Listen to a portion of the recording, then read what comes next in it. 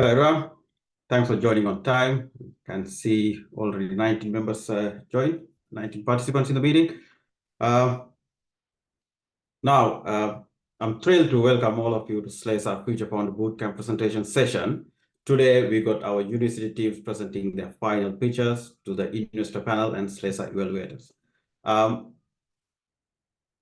Just making sure we got enough participants, Colin. I think we okay to continue. If any team members missing, I think we can get them to go through their stuff a little later. So I think it's okay to kick off now. So when we talk about this program, it's amazing to think that the hosting this type of bootcamp was just an idea brought forward by Kalana only a few months ago. But with the dedicated team led by Kalana, with the contribution from everyone else involved, we managed to come this far. Now we have reached the best part of the program. Today, there will be 6 teams from best of the universities in Sri Lanka will be presenting their products with the hope of becoming the winner of inaugural SLESA Future Founder program. Not just that, we've got a panel of experienced entrepreneurs who will provide invaluable feedback, which will definitely assist with making these products even better. So we got the agenda today. Kalana, if you can move to the next slide. So the agenda, we've got a 3-hour session today, so it's got a packed agenda. We got lots to go through. First of all, we will quickly go through the Future Founder program overview, which will be presented by Kalana. Then we will introduce our panel members, investor panel, as well as SLESA evaluators. Then we'll provide quick guidelines about the pitch deck. Then we're going to head into the most exciting part, the presentations from all the teams. So we got Team HypberBits will be kicking off today's proceedings, followed by Team SSJC. Then we'll have a quick 5-minute break. Then we'll have next 2 teams, Team Pegasus and Team Vision X. For the final session, we have Team Helios and Auxilium, followed by concluding remarks by SLESA team and the panel. So once again, thanks a lot, everyone, for joining this session on time. We got lots to go through, and there are lots of stuff at stake as well. So yes, it's good that everyone joined on time. So Kalana, over to you to provide a quick overview about the Future Founder. Sorry about that.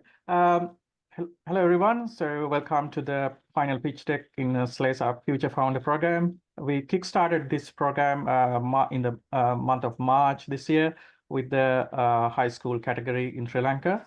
So those were spread around the country in different parts of the country. And we kickstarted the university category in the month of June later on. And we had the good participation from University of Martua, University of Peradeniya, University of Ruhuna, and also from University of Sri Jawatanapura. So those are the main universities contributing to these teams. And in parallel to that, we had a seminar series which delivered different topics related to entrepreneurship, which talked about why entrepreneurship, product market fit, developing a minimum viable product, sales and marketing, finance management, basic accounting, leading a team, funding and investors. Yes, you can find these details nowadays on different parts of in YouTube or wherever, but under one focused seminar series, this was delivered for your benefit. So the participants from different teams were taking this seminar series, and they also had a quiz, online test that they could take to measure up their knowledge, and they took it while ending their process. And those content that we delivered are available online in social media, in YouTube, and on Facebook as well. So anytime, not just limited to these selected teams, but anyone can follow through these content, which was delivered in bilingual, both English and Sinhala. So that was a new experience for most people. So that's about our social media presence. Then it's back to Vasile to introduce our panel.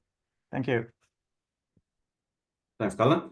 It's time to get to know our esteemed investor panel. We got five members here, five panel members here today. We got Trishant Narakara, who's a professor of robotics at Imperial College UK. Lasat Kahingala, data strategy lead at NCS Group Australia and an entrepreneur. Kirti Kodituaku, CEO at Gendo Innovation Private Limited Sri Lanka. Shiran Ginige, founder and principal consultant at Codes, and last but not least, Saman Parnavidana is a senior project manager and director in multiple companies in Sri Lanka. So I think it's best to hear a bit about themselves from their own words. So Trishant, if you already in the meeting, if you don't mind unmuting yourself and provide a quick introduction about yourself. Hi, can you hear me? Yes. Oh, yeah. I'm Trishant, call me Trish. I'm a professor at Professor of Robotics at the Imperial College London, and I have startup experiences in two companies. One is Permia Sensing. That's a spin out from Imperial out of the work I do in my Morph lab in robotics, which is a precision agriculture company. And then the other one is Elangawa.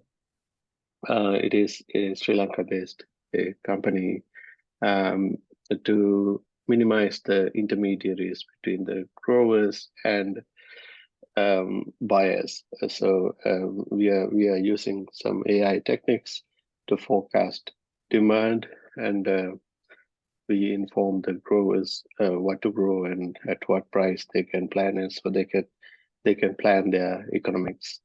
That way we make some savings that are transferred to the buyers and the growers.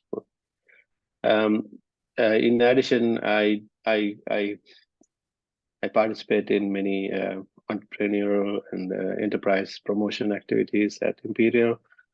So we have on average about 350 million pounds of investments going into Imperial-based startups. So with that experience, I can contribute something to this. Yeah. Thanks a lot, Trishant. Trishant, a lot of experience there. Lasat, are you able to give a quick introduction about yourself? Sure. Hello, everyone. Can you hear me? Yes. Brilliant. So Lasat Kahingala, I currently lead a team of 30 data strategy consultants. Throughout my career, I've always worked with businesses in different sizes, small, medium, large, really advising them and working with them to understand what value is, creating customer value, and then working out what is the minimum viable product that they need to go to market with. I've also had few startup companies. None of them are active at the moment. One of them was in international education for school sector, for students who come to Australia to use some sort of a platform as a hub for them to register their interest and use that as a platform to collect all the data about international students in the school sector. So my interest and my passion and my career has been always centered around data. How do you use data to create value and through that capture and monetize commercial advantage and competitive advantage? Really looking forward to today, and I consider this a privilege to be hearing from very talented people, the best talent in Sri Lanka. So I can't wait to hear those pitches. Thanks for that feedback, Lasat. Thanks. We'll move to Kirti Kodituaku. Yeah, thank you for the opportunity. So let me introduce myself. I'm an innovator and entrepreneur. I was mainly focusing in the field of biomedical engineering. So I invented the technology called endothelial dysfunction early detection, which is a key biomarker we detect in the early stages of cardiovascular disease. We own the US patent and Japan patent for that technology. So apart from that, I have been involving few other biomedical engineering innovations like mine drone, controlling the drones by using EEG signals.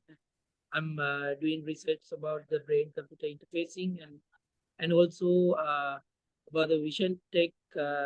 I focus on the retinal analysis and the areas like diabetic retinopathy, glaucoma, likewise. So apart from that, I have been engaged in the academia and also in the Sri Lankan startup ecosystem. I'm supporting a lot to build startups, and Dr. Trishantha was one of the mentors who supported me at the very beginning of my career, and his brother also. So we started University of Moratuwa Entrepreneurship Hub. So currently it's also happening in the Sri Lankan ecosystem. So many things. So we are very much keen to see the new talents and wishing all the best. And this will not be the end of their journey. This is just the beginning of the journey. So we will wish all of them in advance. Thank you so much. Great to hear those insights, Casey. Thanks a lot. Kiran, over to you. Thank you. Great to meet you, everyone. Sorry, I'm a little bit late. Thanks, Kalna, for organizing this and providing the input in the previous call. I've managed to get a bit of a summary from the last call that we had together, and we are looking forward to seeing the sessions today from everyone and see how we can help as the, how do you say, like alumni of many of these universities that are participating in the event. Just about myself, I'm the founder and a principal consultant here at Codes. We are a software consulting and a software development company. We have a team in Sri Lanka, about 25% team in Sri Lanka, and have about 30% team in Australia, doing cloud engineering, DevOps, and few AI products at the moment. And I would like two businesses running. One is this private consulting business, and also the AI product that we are developing at the moment, assisting engineers to do their software engineering workflows more efficiently. Yeah, that's a little bit about myself. Looking forward to seeing the sessions and get some input and provide feedback. Thanks a lot, Kiran. And someone, over to you now. Yeah, hi. Hi all. Good afternoon. Good morning. Very good to see all the teams coming together. My name is Saman Paranavithana. A little bit about me. Working in the project management area for large defense projects at the moment. I've been with to give the students some idea. Some of the projects I was involved in. Big platforms like warfare destroyers, submarines. And my current project is acquisition of 14 aircrafts, Boeing 737s. And most of the time in defense platforms, you acquire and then you upgrade as well. And with that comes the sustainment part. That's the product level sustainment. So they are bigger projects, but I'm really interested in that management aspect of not only projects, products, and also some of the how everything gels together. You know, we start with technical engineering, and it becomes a project, and finally you spit out a more like a product, and then build the enterprise out of it. So that, you know, my passion is actually looking at all these things holistically, including the human resources and how everything work as a team. And I think that's where my headspace at the moment. I started in technical many years ago.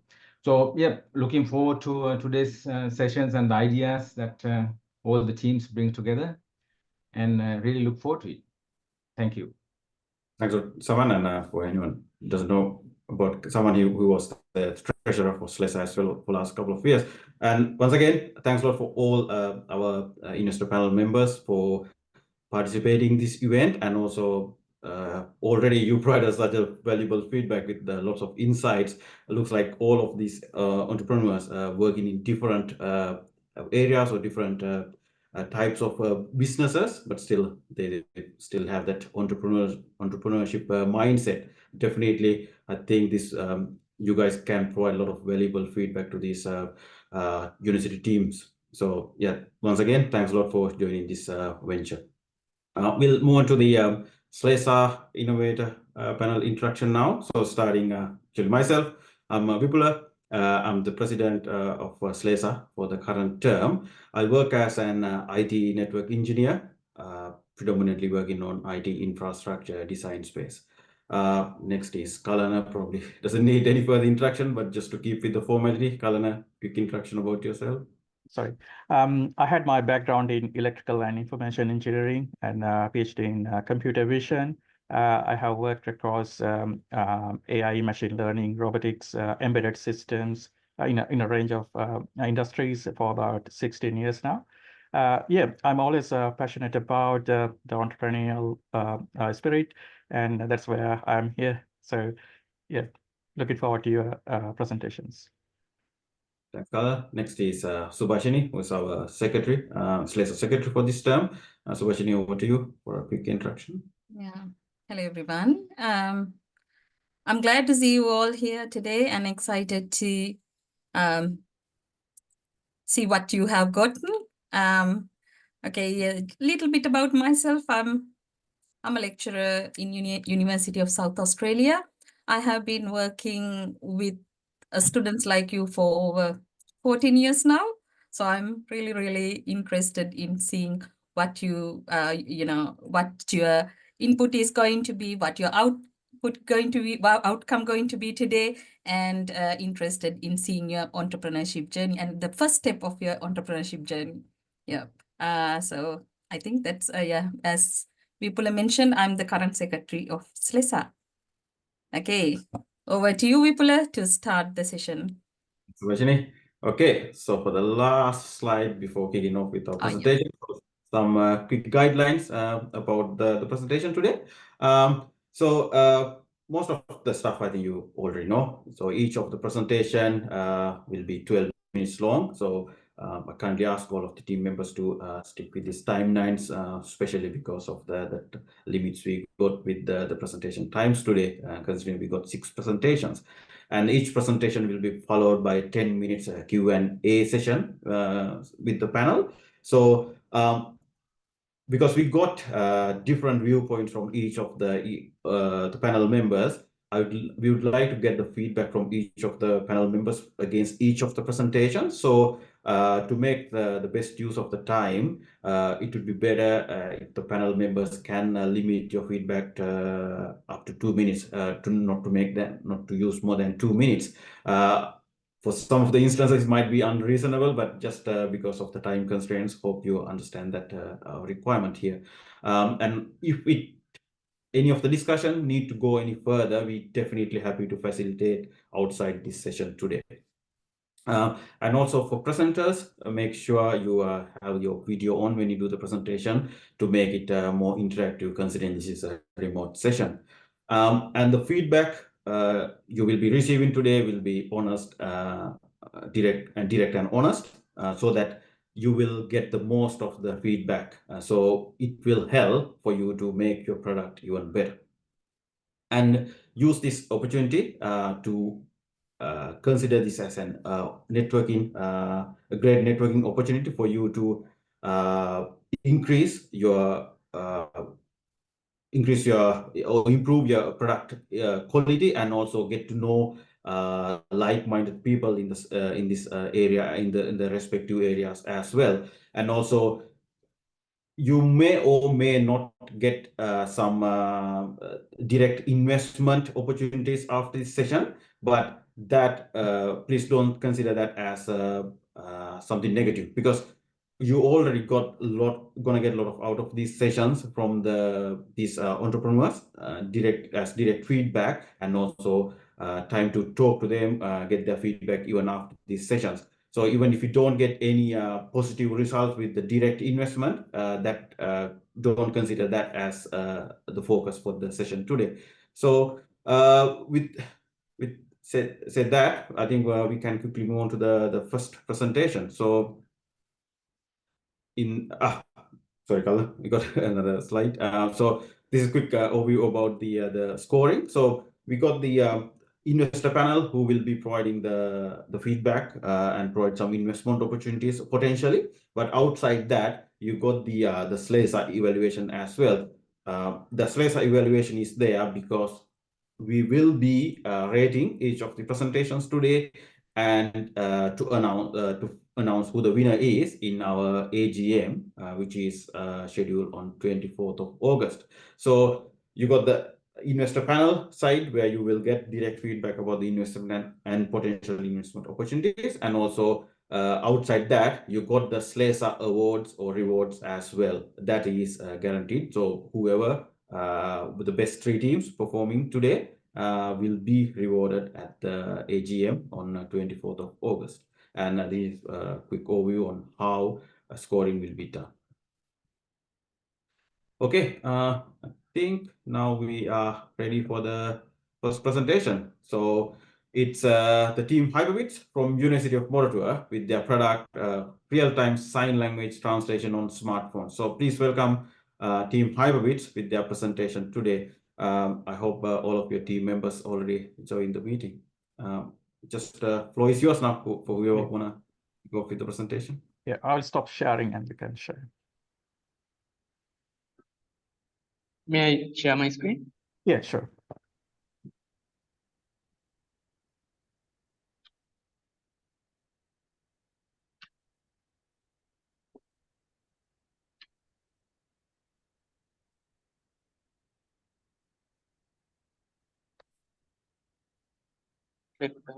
May I stop now? Yes, please go ahead. So, good evening, dear Judge Board. We are team HypberBits from the University of Moratuwa. So we have, I'm Hasita, we have Janisha, Sandun, Kavindu, Malita, and these are the respective working areas of the project. And our team advisor is Dr. Ranga Rodrigo from Electronic and Telecommunication Engineering Department, University of Moratuwa. First, let's watch a video highlighting real incidents that deaf and speech impaired individuals face in their daily lives.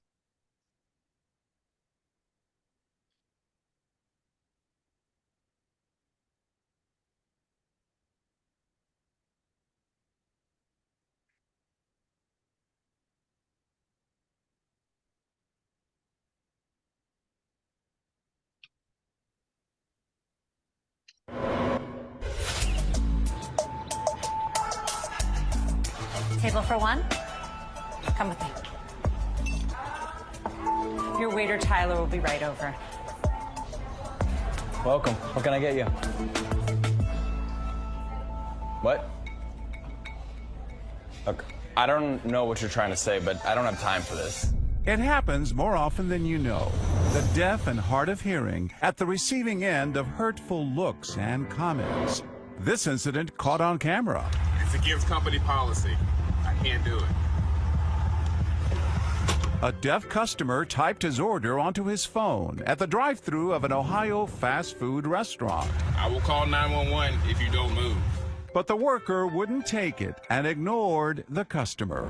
The employee was fired, and Taco Bell released a statement saying they are committed to maintaining an environment free of discrimination or harassment. I cannot help you. You see a man being discriminated against because he's deaf. Aren't you supposed to have an interpreter here or something?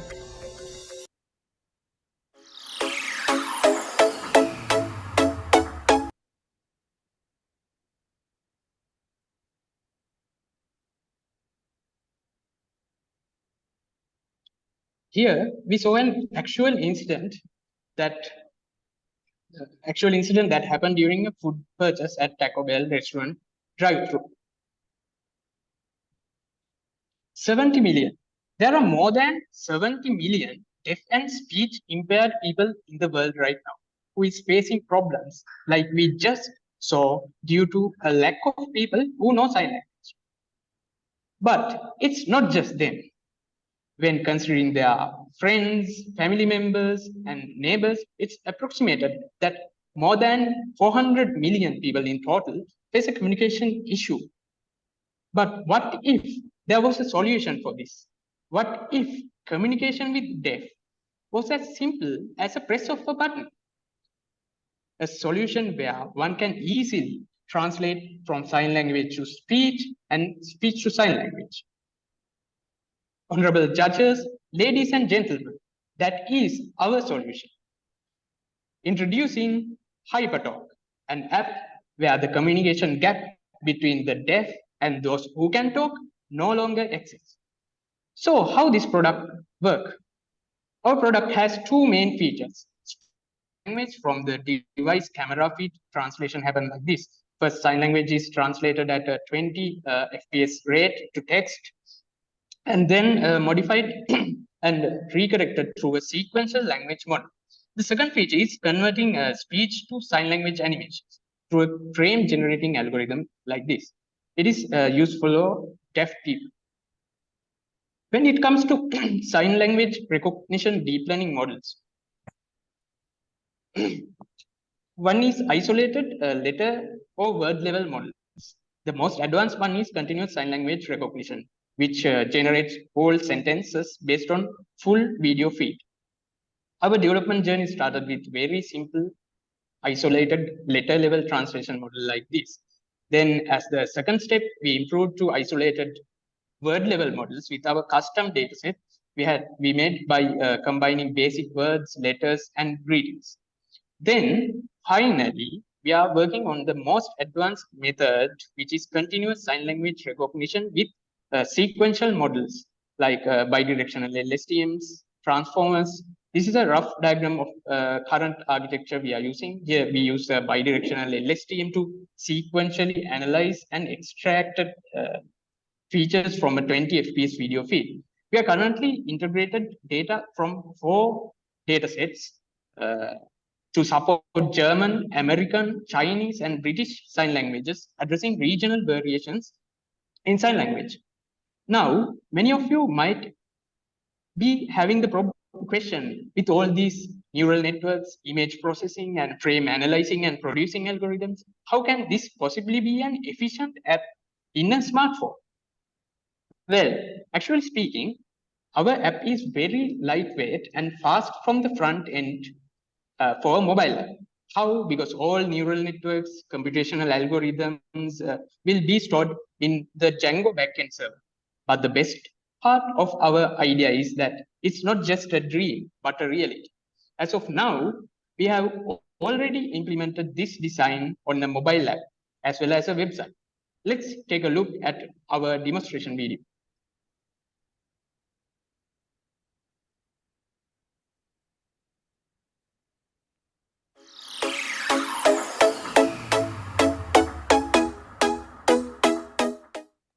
Introducing HypberTalk,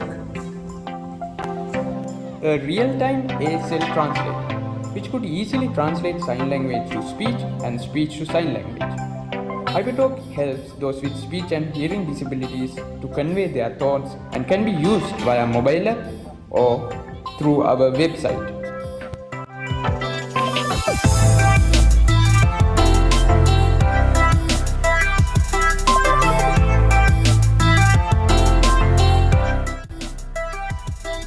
When converting sign language to speech, we start by pressing sign language to speech button.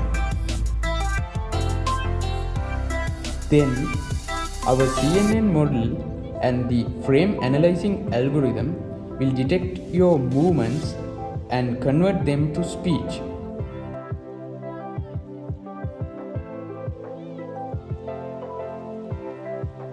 By pressing the read button, the sign language message will be conveyed to an automated voice. Hi, good morning. What are you doing?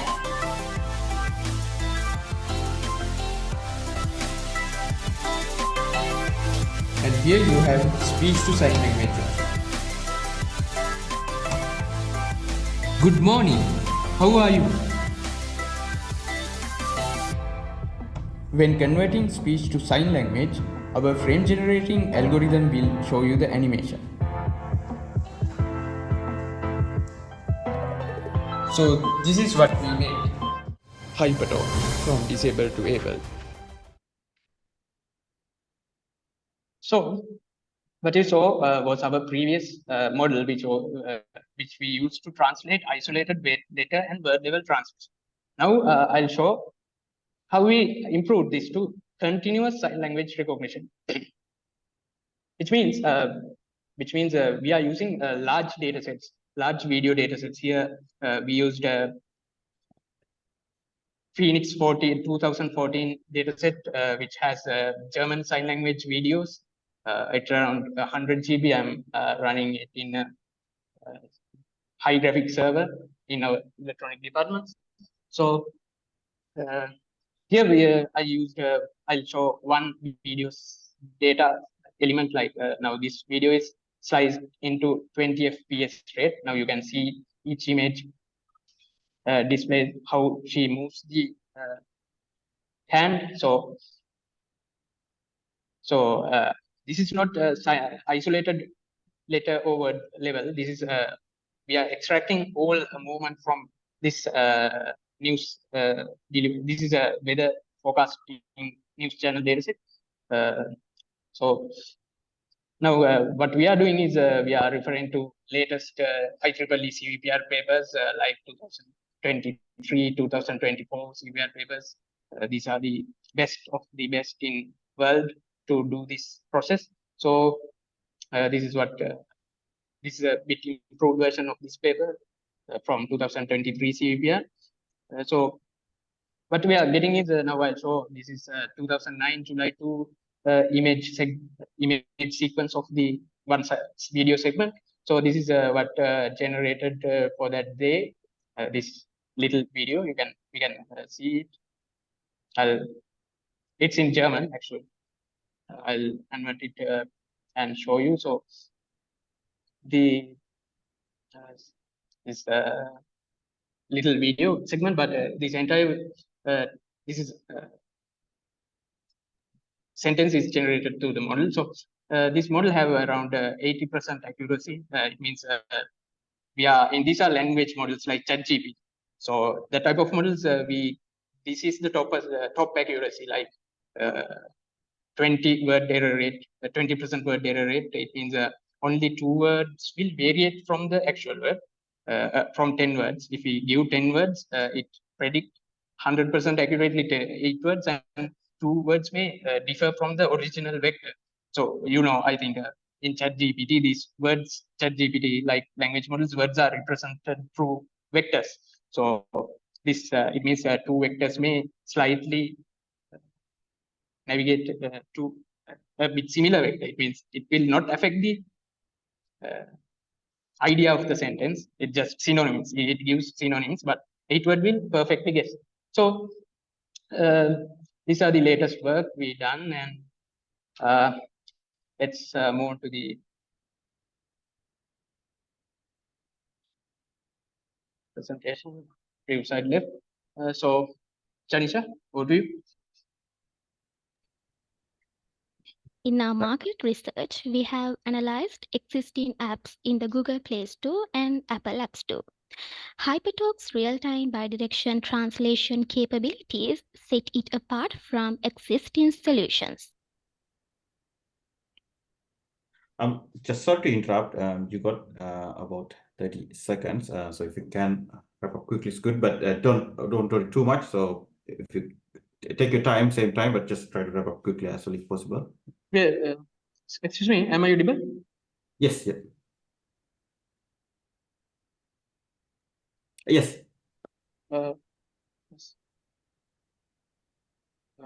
Janisha, yeah. Are you there in the meeting? Yeah. You can see the screen.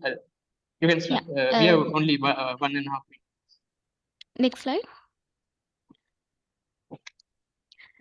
Existing solutions like DevTalk require human translators, which can be costly and time-consuming. HypberTalk, on the other hand, is fully automated, providing seamless and instant translation. While there are existing apps on the Play Store that offer translation capabilities, none directly compete with the comprehensive real-time bidirectional translation service provided by HypberTalk. Our roadmap outlines our key milestones. We started drafting blueprints in February this year and plan to release the MVP to Google Play Store by September, focusing on core sign language translation targeting around 150 users. By December, we'll enhance accuracy and speed based on user feedback. Next year, we'll launch the premium version in January, followed by the iOS version to Apple App Store on May. We aim to ramp up promotions and secure sponsorships by September, targeting around 5,000 users. Our revenue model uses a package-based pricing scheme where we could initially enter the market with a free package with a few features and a limited time. And then for added functionality, go for a premium package starting at $5. Assuming that a minimum of 10 million people out of the existing 400 million in need buy the $5 package, in total, that gives us a revenue of $50 million. Our monthly cost would amount to less than 1 million for servers and other technical aspects, and this gives us a monthly net profit more than $49 million. For our next steps, we are seeking strategic investment in two key areas. First, we need a high-end 800 graphics server to train and improve our sign language models with large video datasets. Second, we are looking to secure AWS hosting for both our web and mobile applications to ensure smooth and scalable operations.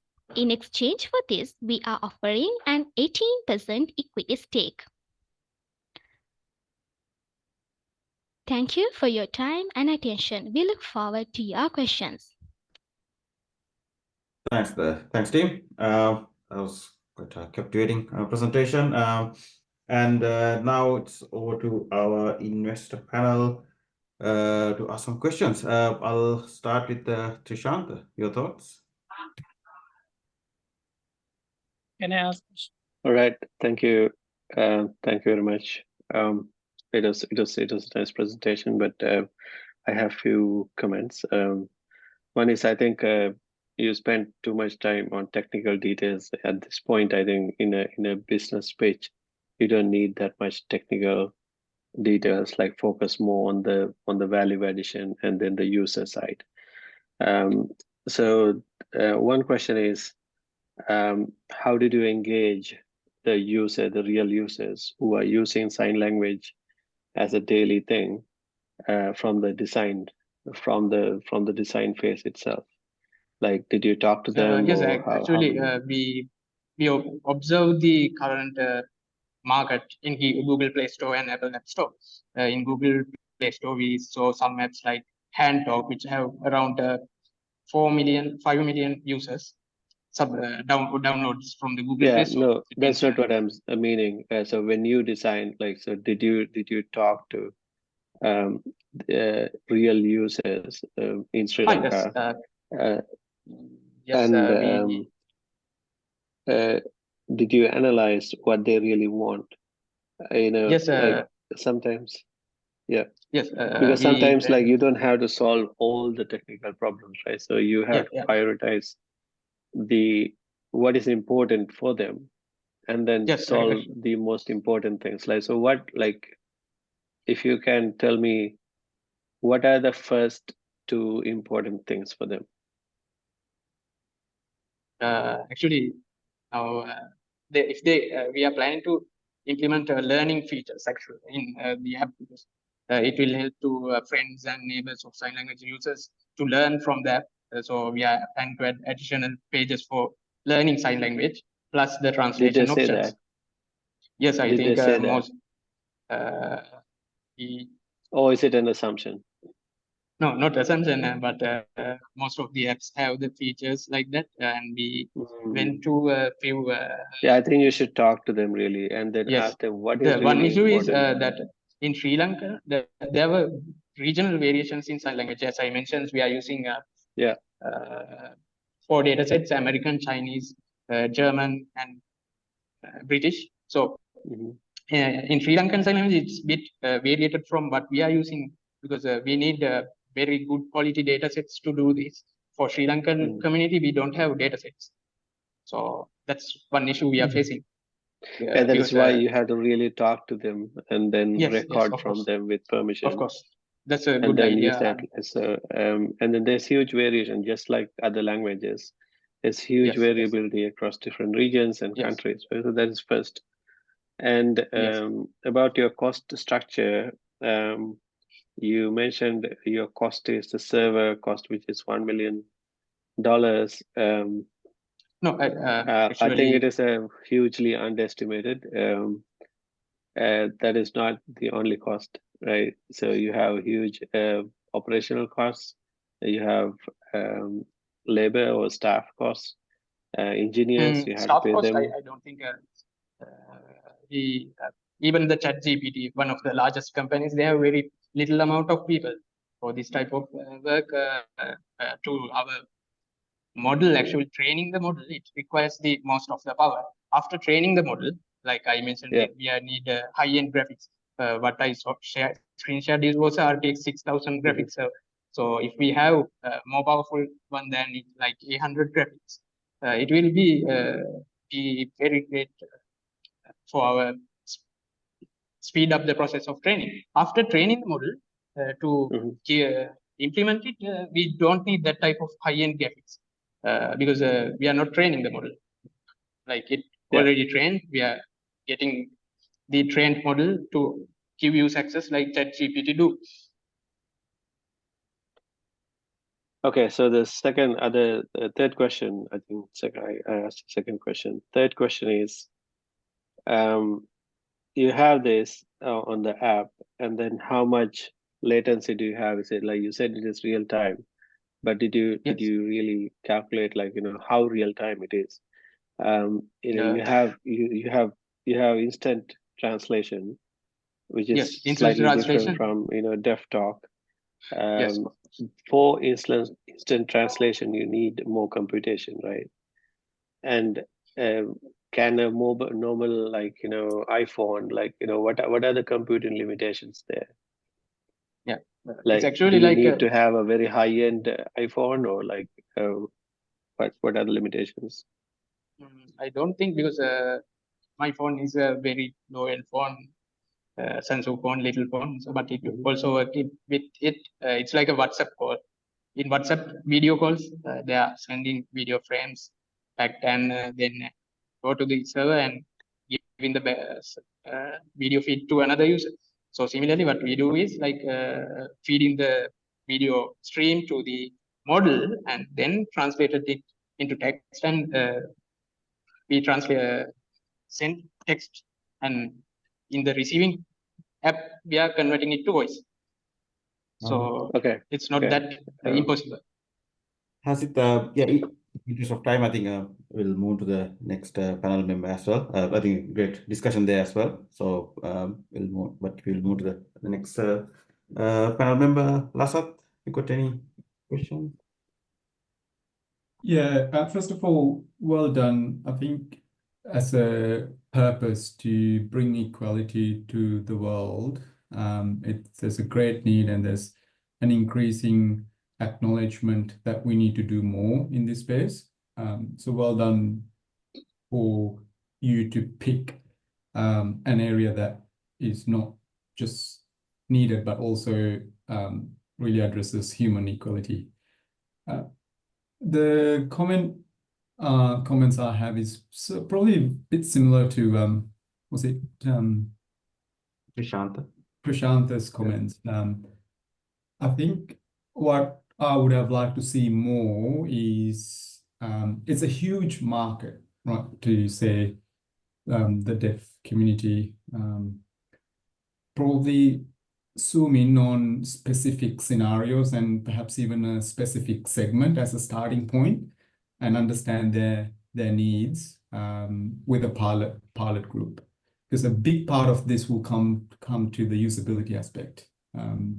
Yes, it is important to get the accuracy, but unless people find this usable and it improves their convenience, that's where I think the decision to buy or not really falls. So I would encourage you to, and the way to do that might be through some associations. If you got in Sri Lanka any associations who are dealing with that segment, talk to them to get a pilot group going and get their specific feedback and really zoom in on a particular journey.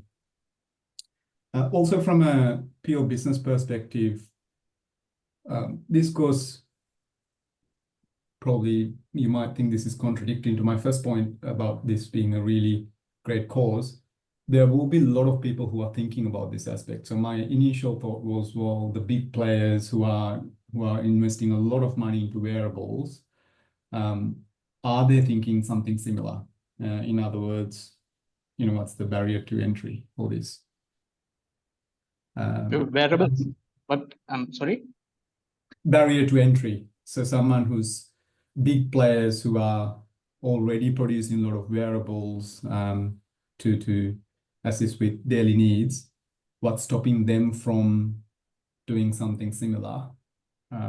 Because they already got a user base, they already got some of the aspects of measuring people's movements and all sorts of things already worked out. So interested if you've done any research in that aspect as well.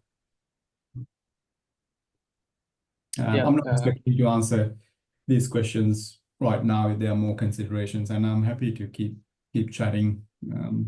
We actually, those questions probably Hasit and team probably can take offline as well. So we'll move on to the next panel member as well. Kirti, any feedback? Yeah, I think with the limited time, I will ask only one question. So the team said they have a competitive edge with the competitors. They analyze about 15 existing applications, and they found their one is performing better, right? So what is the key difference you made, right? Yeah. Such a performance gap compared to the other technologies. Yes, I'll talk about the most top competitors we have. One is HandTalk. In HandTalk, they only provide one feature, voice feed to animations. You can check it in Play Store or Apple App Store. That app has around 4 million or 5 million downloads. It's a very good app. So it only provides one feature, one-side translation. So our translation is bi-directional. They are not using camera feed to translate it to voice. It is actually what we users, most people need. So that app is good for learn sign language, because people can say something and observe it, how they animate it to a signer. So that is one app. As I said, it Brazilian sign language.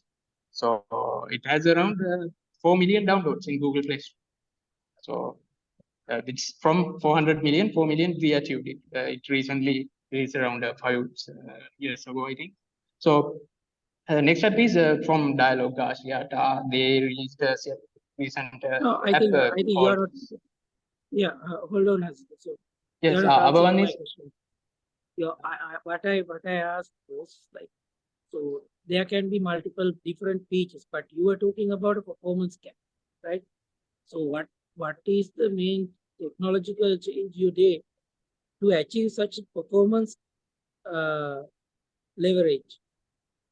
Actually, none of the apps do the camera feed to voice translation in Play Store or Apple.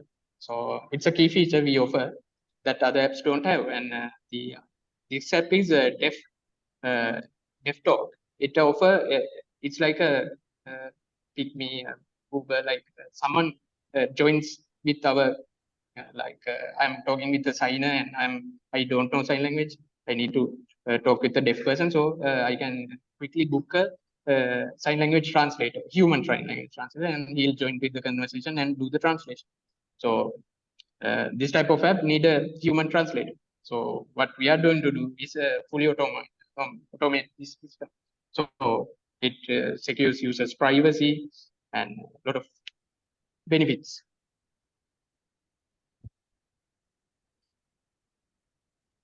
Kitty, hope for the answer. If not, probably we'll take it offline. Hope you don't mind.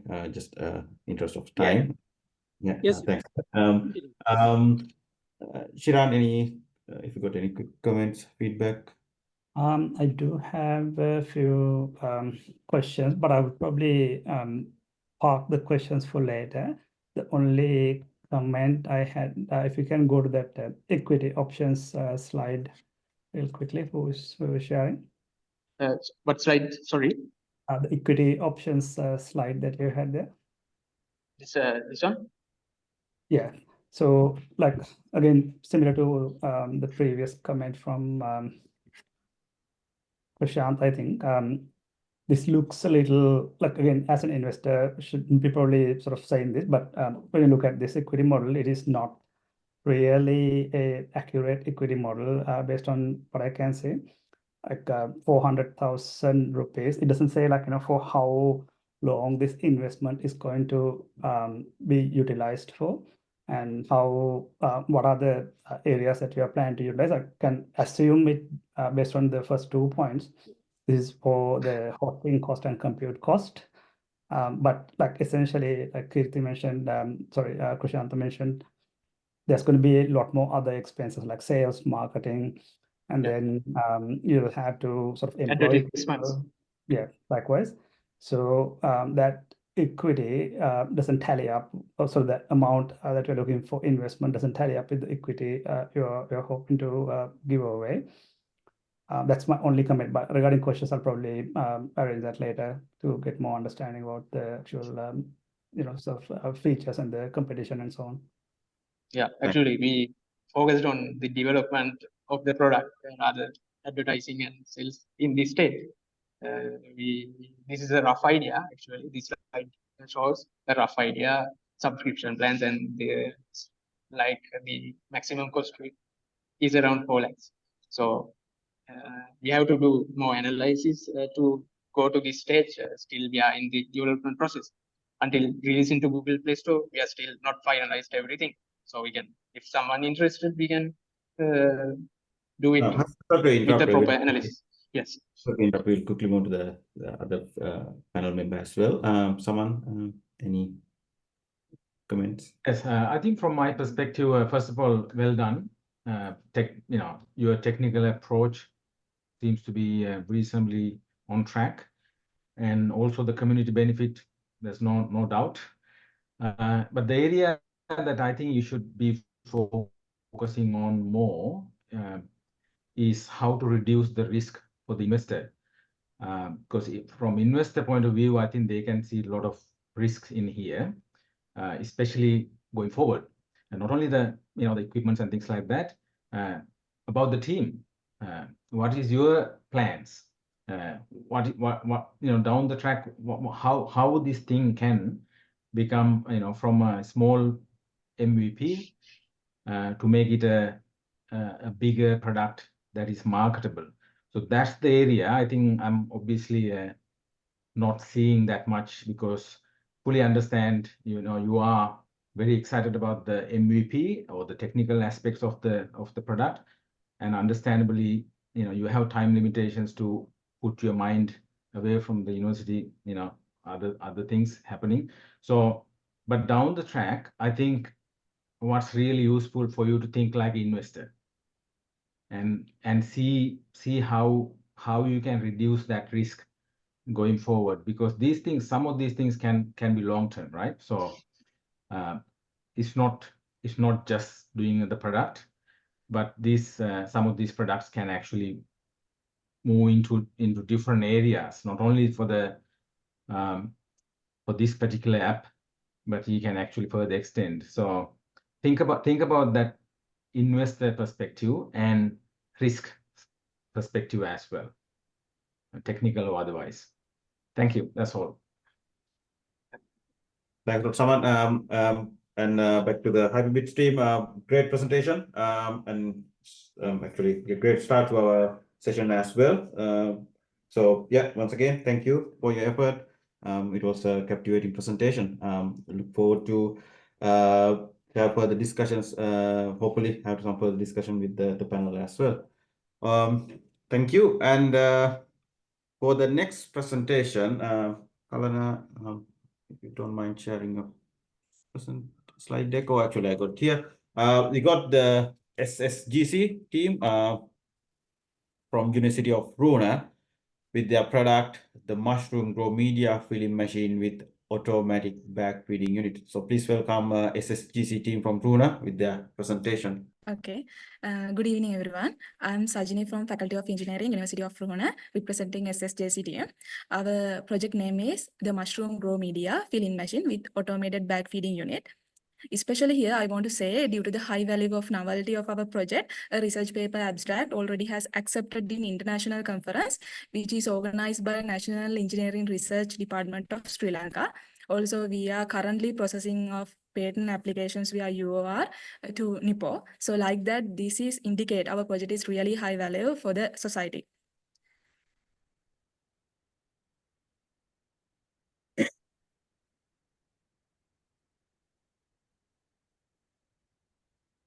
Okay, so here is my marvelous team members, Sajid, Chamat, and Janaka.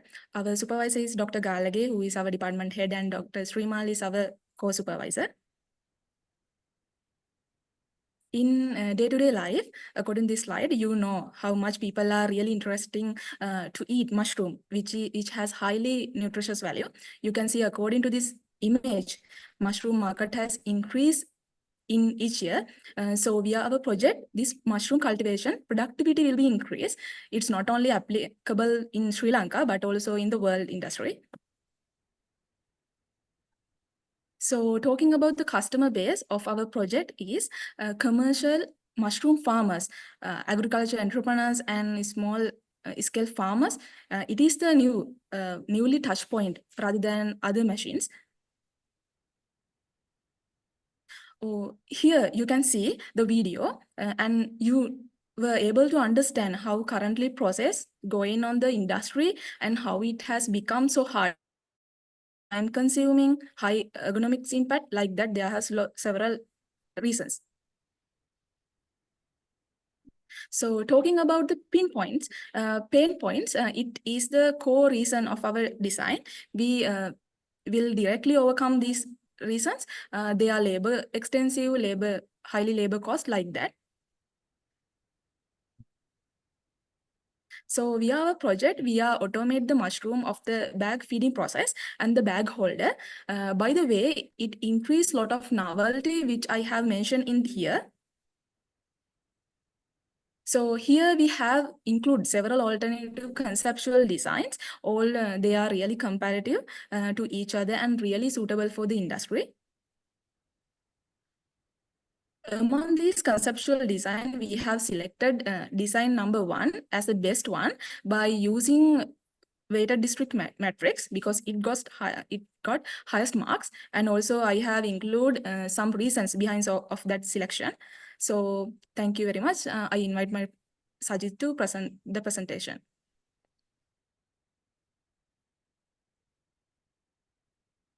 Thank you, Sajini. I am Sajid Shankara. Let's continue our presentation. These are the design specification of bag feeding unit. We have listed down them under performance, time, and the cost. Here the customer requirement was 120 bags per hour for filling and the feeding process. Also, we consider cost effectiveness and affordability under cost effectiveness.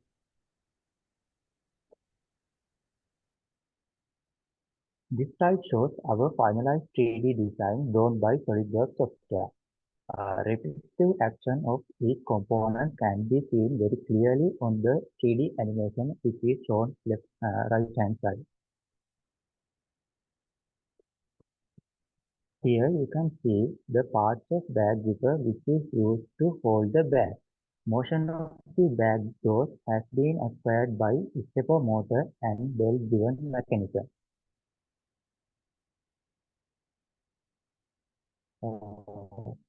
This slide about moving mechanism configuration of the bag attachment unit. The purpose of this is providing horizontal and vertical motion to the bag zipper.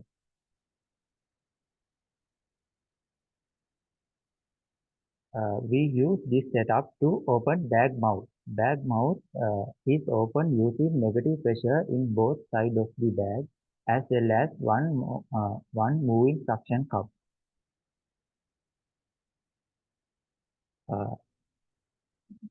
You can see on this slide shows sequential operation of automation process. According to this chart, we have programmed our PLC unit. Thank you. Next, I invite Janaka to continue the presentation.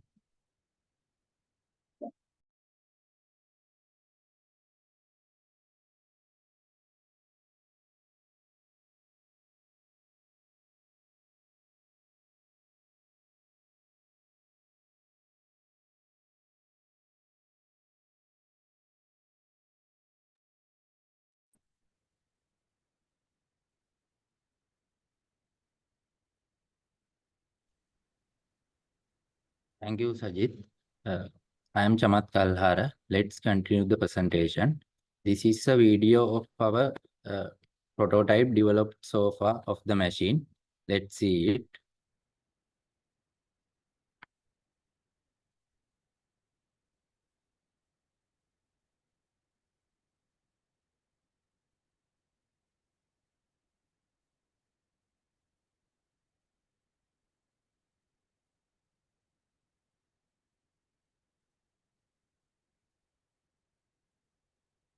When we are designing the machine, we have done stress analysis for critical parts of our machine. These are the results of them.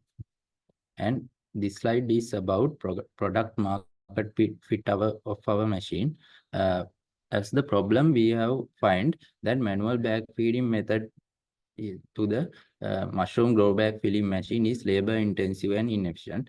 Therefore, we have done a field research and identified the main key pain points. And as the MVP, we have developed a basic version of automated bag feeding unit, including key features of it. Then we hope to do as the beta testing. We give to test our machine to some selected mushroom farms and collect their feedback.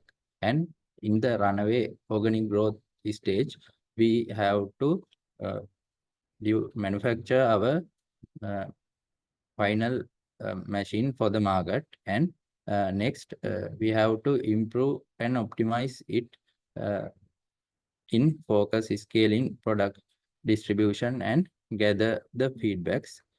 This is the business model of our machine. We suggest a subscription model, including maintenance and support for installing. And there are the costs for development and production cost and operational cost are approximately added here. And in the profit margin section, cost per unit is you can see 900,000 for a unit, and selling price per unit we have approximated as 1,200,000 per unit. Therefore, the gross margin for a unit is 300,000. And this slide is about how the ROI is come for our machine through expenditure, income analysis, and ROI calculation. Thank you. I invite Janaka Deshapriya to continue the presentation.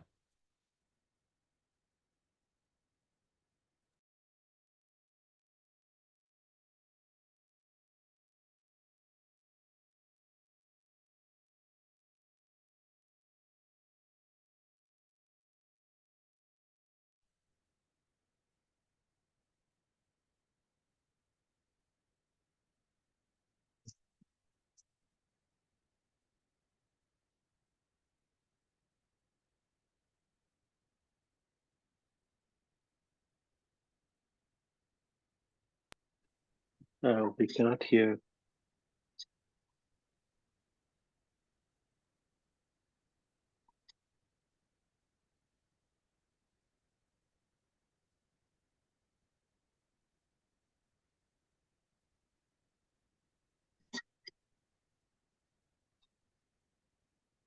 Thank you, Chamath. I'm Janaka Deshapriya. Let's see about customer engagement about existing industry machine.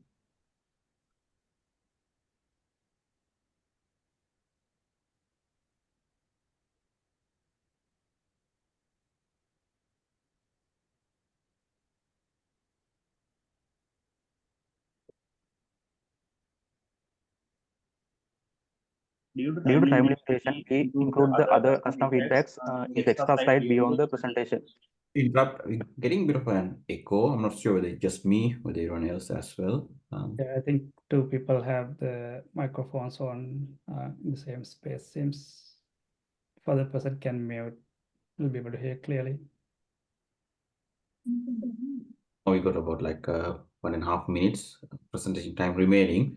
So Yes, you don't have to rush. Let's analyze the customer feedback. This is the fishbone diagram of our problem. Under efficiency, we increase it through the automating the machine. Under cost, due to automation process of the machine, we can reduce the labor cost. And under ergonomics, we can reduce the health risk of the health risks due to automation process. Further, manpower, time, and material handling factors also considered under this fishbone diagram. Let's move to the format. This is the customer trend. Under customer trend, we focus about automation and efficiency and health and safety concerns and quality consistency, health safety concerns, and waste reduction, cost reduction, and technological integration.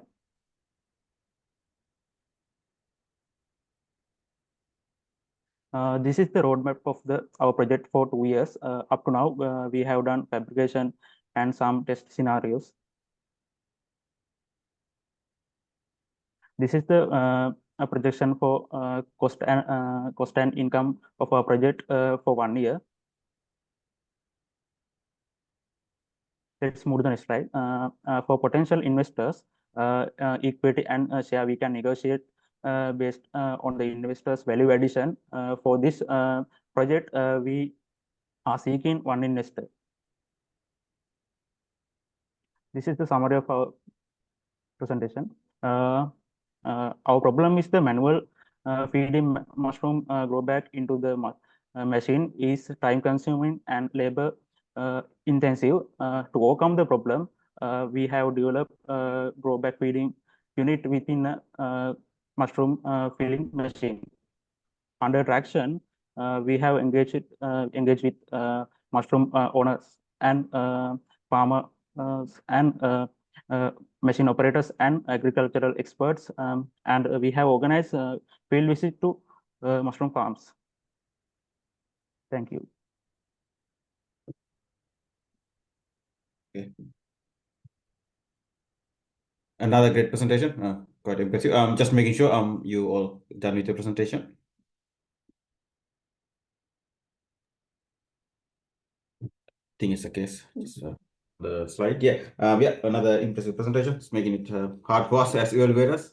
Having such a great quality with all the presentations so far. Now I'll turn to our investor panel. This time, out of interest of the time, I'm thinking if any of the panel members keen with this product and you got any major questions, please feel free to ask them, and we'll still try to stick with that 10-minute time limit because you got 4 more presentations to go. Hope you don't mind with that. So any panel members, open question, you got any comments? Can I ask a couple of questions? So this is really good. You have done very good work with some insights about the user side too, and this is of interest to my that company I mentioned, Elanga. We are interested in mushrooms. Did you really take some feedback from mushroom growers? So for example, we have some growers in Katapa who are like, so there's a community of mushroom growers. They do it manually, but there are things that are, important for them, like, just packing some soil is not enough, right? So the pressure and the density and everything is important, right? So does your machine meet those criteria? Like, how much volume, basically density of soil you can pack into this bag?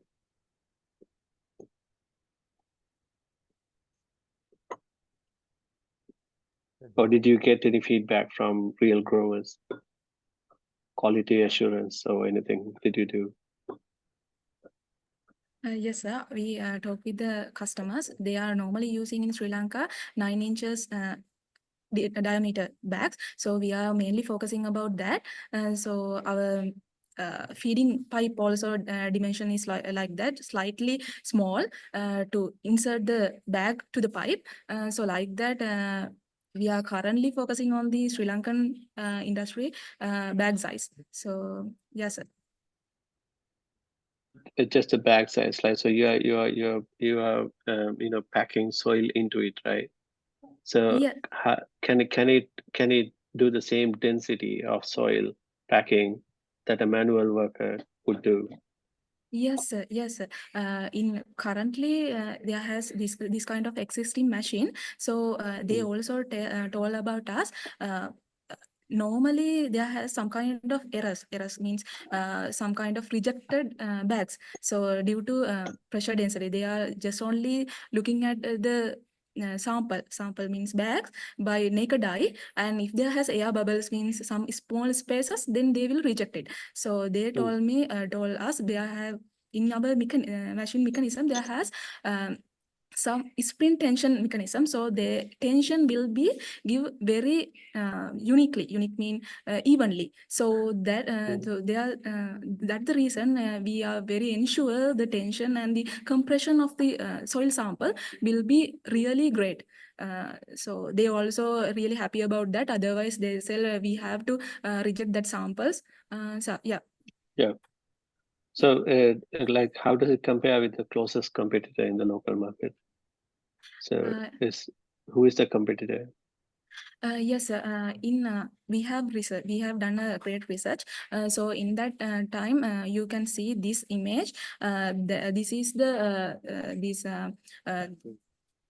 Janaka Welders. Yes, Janaka Welders is the competitor, and they have done this kind of machine. Now they are now in the small scale. Farmers are using this kind of machine, but they said it's really uncomfortable because ergonomic impact is really high. But due to our machine, it will be reduced, and they are really impressive about our machine. So you can see there are a lot of customer feedbacks beyond the slides, because we have limited time, so we have included several customer feedbacks to prove that. Yes, sir. Also, Can you if I ask you to demonstrate this in a community we have, like is it possible to transport and then do it in a community? Yes, sure. Normally these Janaka welders are using they are assembly. Normally we are also design our prototype like that. We can assembly that parts. So please Sajid, explain that.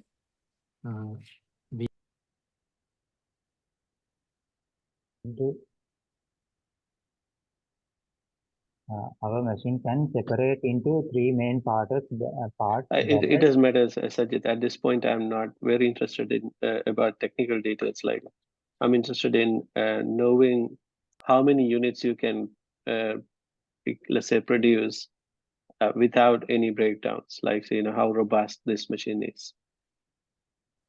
If we make so can it continue to work for months without breaking down or any maintenance? Yeah, sure, sir. At this stage, prototype, but we can easily develop high-end materials and good quality motors. Take down for several months. So here. Okay, so the investment you are asking for is to do what? Like to bring it from this to what? What level of Bringing to robustness? this level, we expect this. They are this is operate with this type of motors.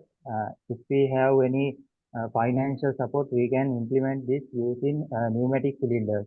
Then maintenance cost and area will be increased. If we use How much money are you looking for? Sorry, sir. How much investment are you looking for?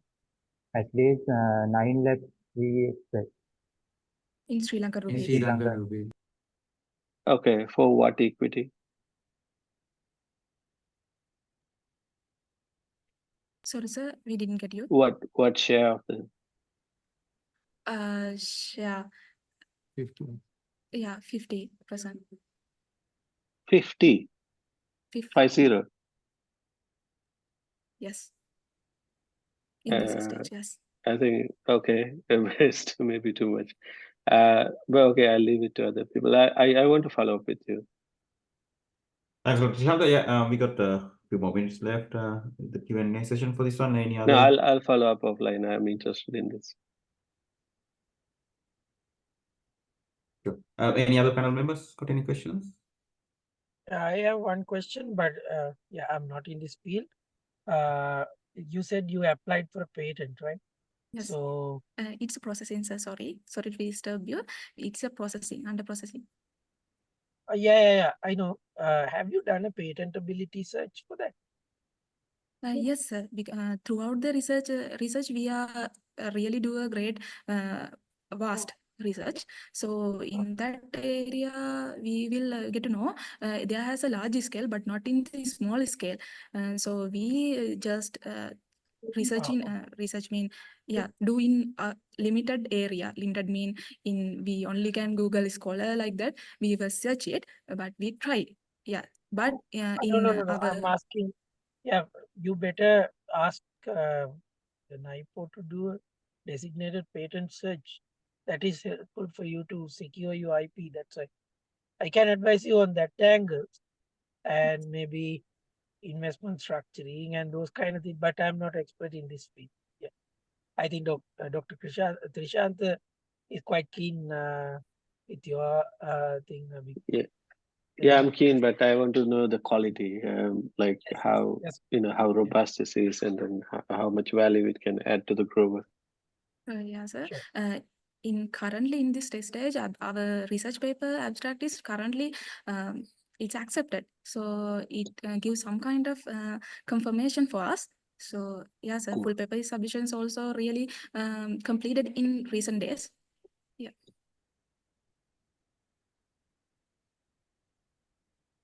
Okay, thank you. Okay, thank you, sir.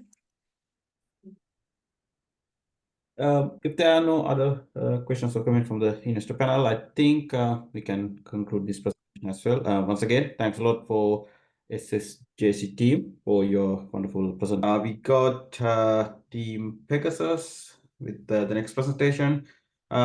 Just making sure if team Pegasus ready. Anyone from the team? You can. Yeah. I think panel members are ready as well, so I think we can get going. So yeah, team Pegasus, presentation ready. So yeah, please welcome team Pegasus from University of Monaco with their product end-to-end framework for predictive maintenance in microbits. Anyone from the team now can share your screen and get going with your presentation.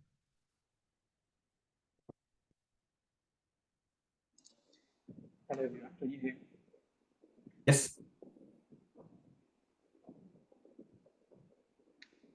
We are Team Pegasus and we are happy to present Cognitwin, an end-to-end framework for predictive maintenance with AI-powered digital twins. These are our team members, Trishant, Ashane, Senuri and myself. And our team advisors are Dr. Subodha Charles and Mr. Shalita Pathiranagil. Equipment failure. According to International Society of Automation, factories lose between 5% to 20% of revenue due to equipment failure. This can be equivalent to thousands or millions of dollars. Unplanned downtime is another key disruptor to an industry. Unplanned downtime creates a disruption in production schedules, revenue goals, and customer relationships. The total impact due to unplanned downtime can be broken into three categories: tangible, intangible, and higher order costs. Tangible costs include lost revenue and lost productivity due to production stoppage, equipment repair, and factory overheads. Intangible costs include brand damage, negative customer experience, and legal ramifications. Higher order costs include human safety and environmental impact. A study conducted by Siemens organization found that industrial firms lose 3.3 million hours of production time annually due to machine failure. This includes 323 production hours per year over 1 day per month, with each hour costing more than $500,000, leading to an 8% loss in annual revenue.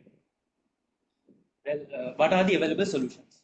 Equipment failure and unplanned downtime can be mitigated using one of the following types of plant maintenance: reactive maintenance, which is not fixing until it's broken; corrective maintenance, which is fixing when significantly degrading; preventive maintenance, which is scheduled maintenance; condition-based maintenance, monitoring to perform maintenance when needed; predictive maintenance, which is predicting failures ahead of time. From the said types of maintenance, predictive maintenance provides the best fit in terms of number of failures and the cost incurred for each failure. Implementing predictive maintenance can decrease machinery breakdowns, decrease unplanned downtime, decrease the maintenance costs, which will improve the productivity.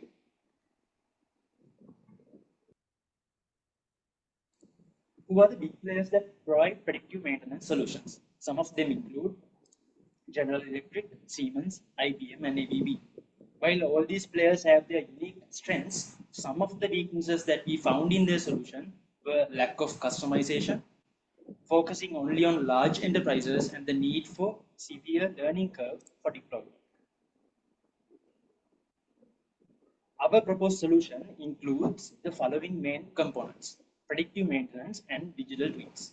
We use data and analytics to predict when an equipment is likely to fail and provide a virtual representation of the physical asset. Our proposed solution is currently implemented on a microgrid that includes a wind energy system and an energy storage system.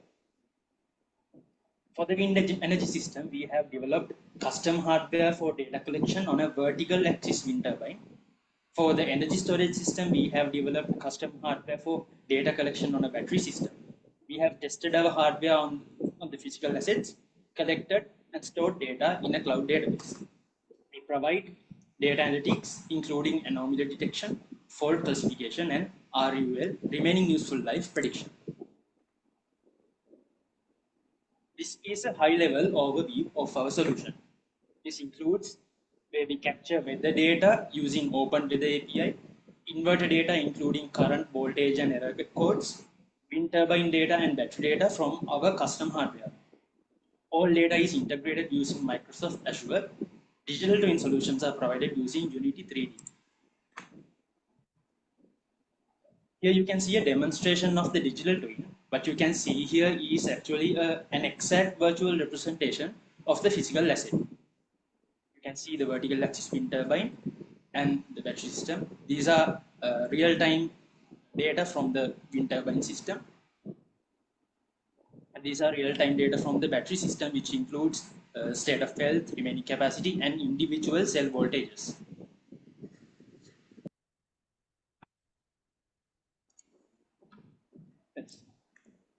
Next, you can see the custom-built hardware for data collection for both the vertical axis wind turbine and the battery system. You can see the PCB designs and the final product. This is the implementation on the wind energy system. And this is the implementation on the energy storage system. Here you can see an inverter and 10 batteries included in this system. So next, I would like to invite Prashant.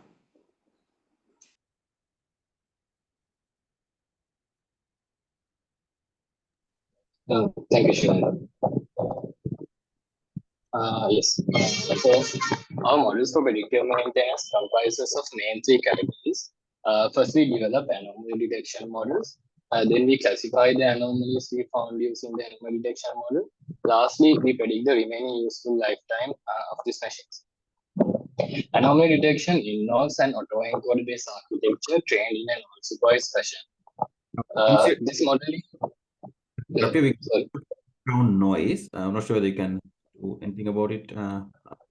Not too bad, so you can continue if you can't do anything about it. Just getting a bit of a background noise.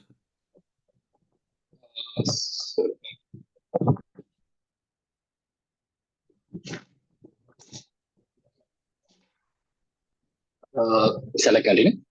You can continue. It is audible. It's just that hard to follow up. Yeah. This autoencoder model is trained only in normal behavior data.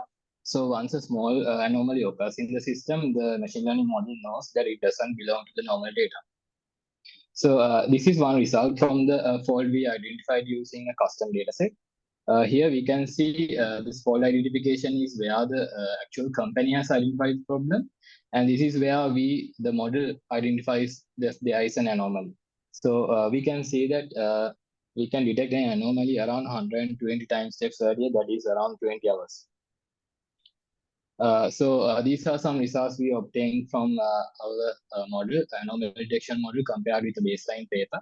So we were able to detect anomalies in certain subsystems to around a few hours earlier.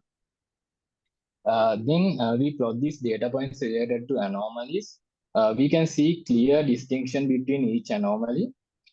Hence, we can use a k-nearest neighbor model to classify these data points. So this is where the final model implementation. This is what the final model implementation is. So the reconstruction loss from these machine learning models, if it exceeds a certain threshold, using this machine learning model, we can identify different subsystem where the anomaly is. Then from the battery system, we will be predicting the state of the health of the battery for the next 30 cycles. So how much the battery will degrade in the next 30 cycles. These are some accuracy values we got from the different machine learning models. So SVR seems to best perform here. Then when we run our model on a custom data set specifically designed for predictive maintenance, we were able to reduce the maintenance cost by around 44% compared to reactive maintenance and 29% compared to scheduled maintenance. So it is evident that a predictive maintenance solution can reduce the maintenance cost and optimize maintenance needs of company. So if we consider the market, the global predictive maintenance market grew to 5.5 billion in 2022, with a 17% CAGR until 2028. The market for predictive maintenance is far from being still mature. Also, there's a huge demand for predictive maintenance solutions in the market, as these solutions will bring huge money savings to customers. Most demanding type of PDMs are these indirect failure predictions, anomaly detections, and remaining useful lifetime prediction, which we offer actually. Also, the important aspect is how our solution integrate into asset performance management workflow. Our failure prediction and digital twin fits right into the components of asset performance management. Also, a predictive maintenance software should include following these options. Data collection part of our system is handled by IoT devices and Azure storage devices. And also, analytics and pre-trained models are deployed on the cloud, while visualization is handled by digital twin models.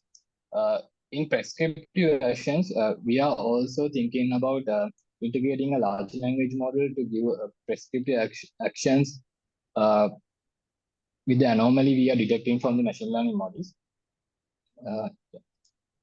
So it is evident that there's you might be fully convinced now. Our solution is what the market needs, and there's a huge potential for our solution to succeed in the market. Our business model includes sales directly to the client. This comprises of one-time purchase for the hardware and subscription-based service for the software, including several tiers for the options they offer. The potential markets include manufacturing, energy, transportation, etc. Companies like Mars, Brandix, and Unilever are some of the companies that operate in this scope. We expect we expect around 10,000 initial investment for a product. We also expect to offer a discounted or free trial for the pilot testing at a start for some new customers. We also introduced our solution in an exhibition, and we received some positive feedback there. Most of the feedback was that digital twin is a much better visualization than just a dashboard with graph and numbers. And it would be very easy to use it. And some of them also had some concerns. Some of them also had some concerns with the collected data, if data is enough or not, and the accuracy of the predictions. Also, the director of the company, Alta Vision, which we actually collaborated for this project, which is an energy company, he indeed really gave some good feedback about our solution. One fact he highlighted is that it's how easy our digital twin model is integrated into their current available dashboard. For the roadmap for the 2 years, the first year will be mostly spent on refining our product. We will work with mostly around 3 to 5 customers to collect feedback from them, fix any bugs, and get the product ready for a wide market release. In the second year, we would launch the product with some marketing. We would also try to introduce some industry-specific solutions. And thereon, we would go into wider customer base, effectively increasing our team. This shows our budget breakdown for the 2 years. We assume 50% average hardware sales per customers. Then if tier 4 for a software is priced at $50 per month, with the sales we have in the first year, we will be operating at a loss. But we expect to break even at the second year with the increasing number of customers, then profit. So this is a summary of our product. We develop customized hardware for predictive maintenance application. We develop predictive maintenance models. We show that predictive maintenance model can reduce the maintenance cost. Finally, we integrate all of these into an end-to-end framework with a digital twin. This is our team members and the work breakdown between them. Thank you. Thanks, Tim, for yet another impressive presentation in our bootcamp. So I think now it's over to our investor panel to ask some questions and get some feedback.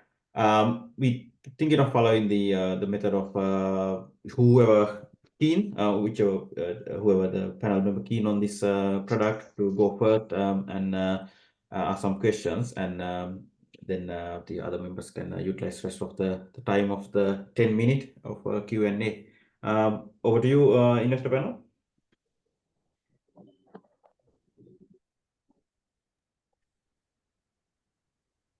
I'll probably start with this is again like not my specific area of interest, but it was a really good demo, and overall I think the solution looks really impressive, both the hardware component of it and the software component of it. Now when it comes to the sensors or the modules that you have built, what are the target equipment currently, like, you know, how, like, percentage wise, how much it covers in a typical manufacturing organization or a energy organization? Yeah, so as here we are working with an energy company. Most of the hardware included collecting vibration for the wind turbine system, and in the battery system, we directly connected with the BMS of the battery, so communication hardware for that. And also in a typical manufacturing, we could use thermal sensors and vibration sensors. Yeah, that's That's kind of sensors we use. Cool. And the data set that you are collecting real time, is that getting through a cloud backend directly? Are you using something like IoT Hub in Azure for that, or is that data being received as just an API? I think Shivanka, can you answer that? Yeah, we are actually using Azure IoT Hub, and we are using Azure Cosmos DB as our data storage. So every service that we are actually using right now is acquired through Microsoft Azure. Okay. Cool. Did you come across the predictive maintenance solution available in Azure at all in your research? I'm sorry, can you please repeat?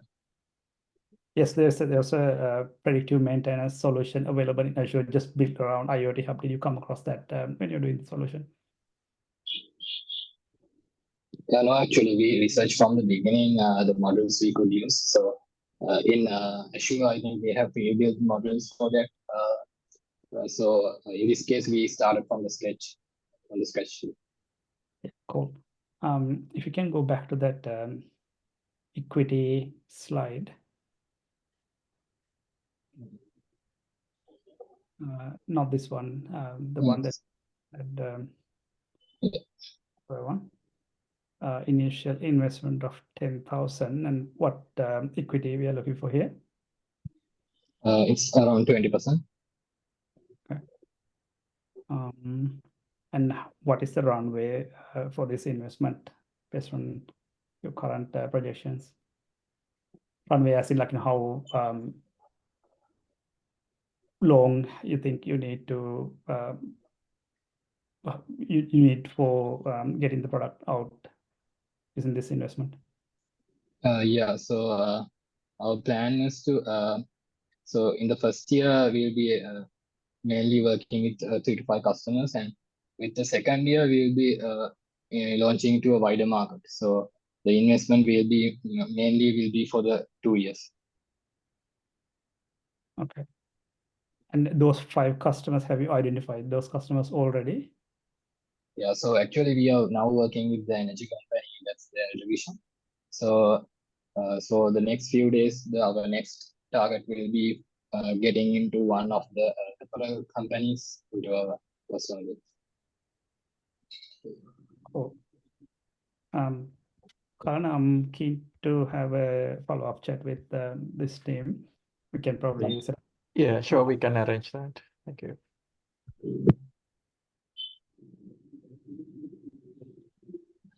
I've got a couple of questions.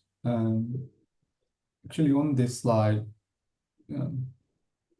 continuing on from the customer question. So you mentioned you're working with Alta Vision, and what's the other companies that you have plans to work with?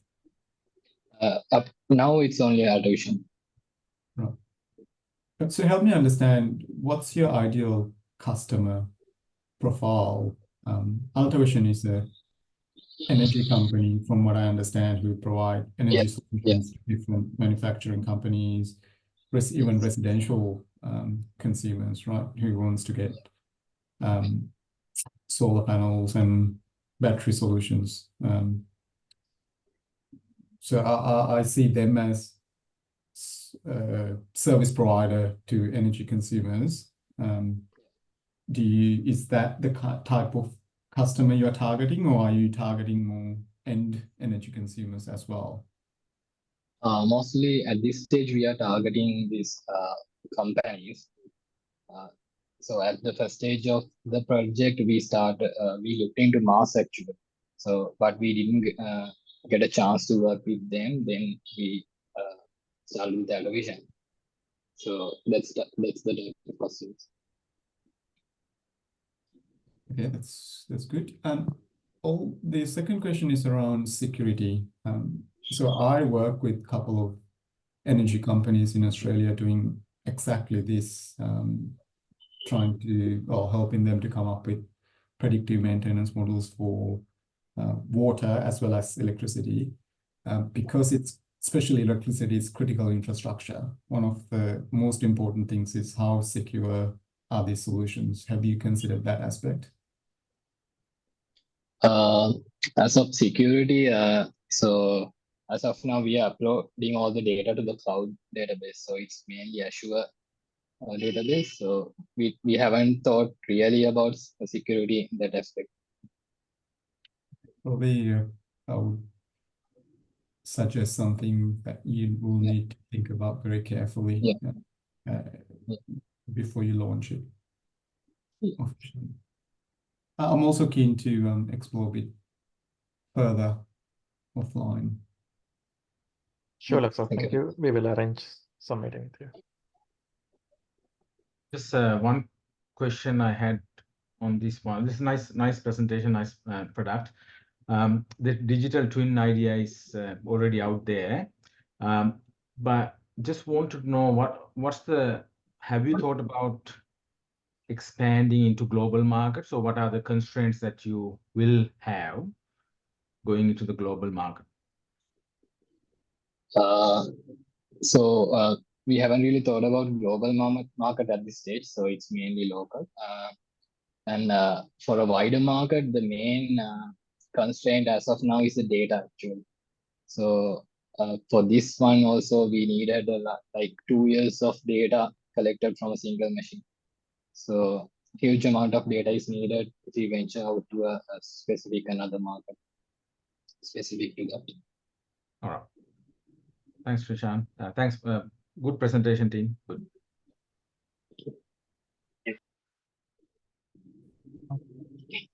No further questions. I think we can move on to the next presentation. Team Pegasus, outstanding work with your presentation and answering all the questions as well. We will facilitate those the follow-up sessions with the investor panel members. Well done. Thank you all for the insights. Thank you. Thank you. Okay, it's time to move on to the next presentation. It's from Team Vision X from University of Sri Jayawardhanapura. The product is automatic system developed for the early detection of the stages of non-proliferative diabetic retinopathy. I hope I got all the words correct there. NPD, probably I should stick with that. Please welcome Team Vision X from University of Sri Jayawardhanapura with their presentation.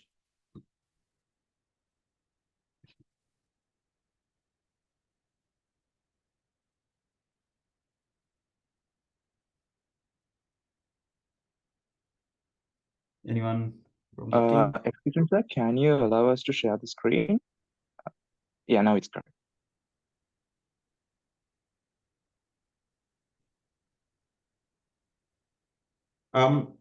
Just before you start the presentation, any of the teams who already completed the presentation, I encourage to stay in the call because the feedback the other teams will be receiving for their products will still be somewhat relevant to your products as well. So yeah, I encourage you to stay in the call until the end of this session, if that's possible. Sorry about the interruption. Team Vision X, go ahead. Okay, so good evening, everyone. I hope I'm audible and visible. So we are Team Vision X with the aim to provide a software-based solution for the automatic stage detection of non-proliferative diabetic retinopathy.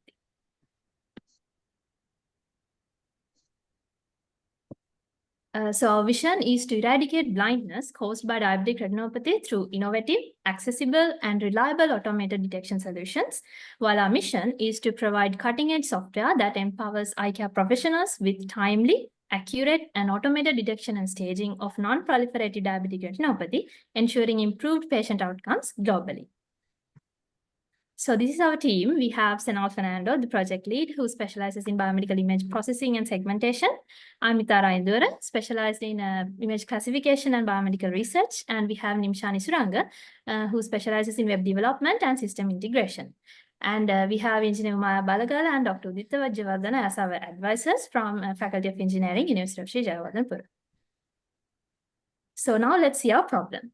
Diabetic retinopathy is a leading cause of blindness worldwide, and early detection is crucial to prevent vision loss of patients.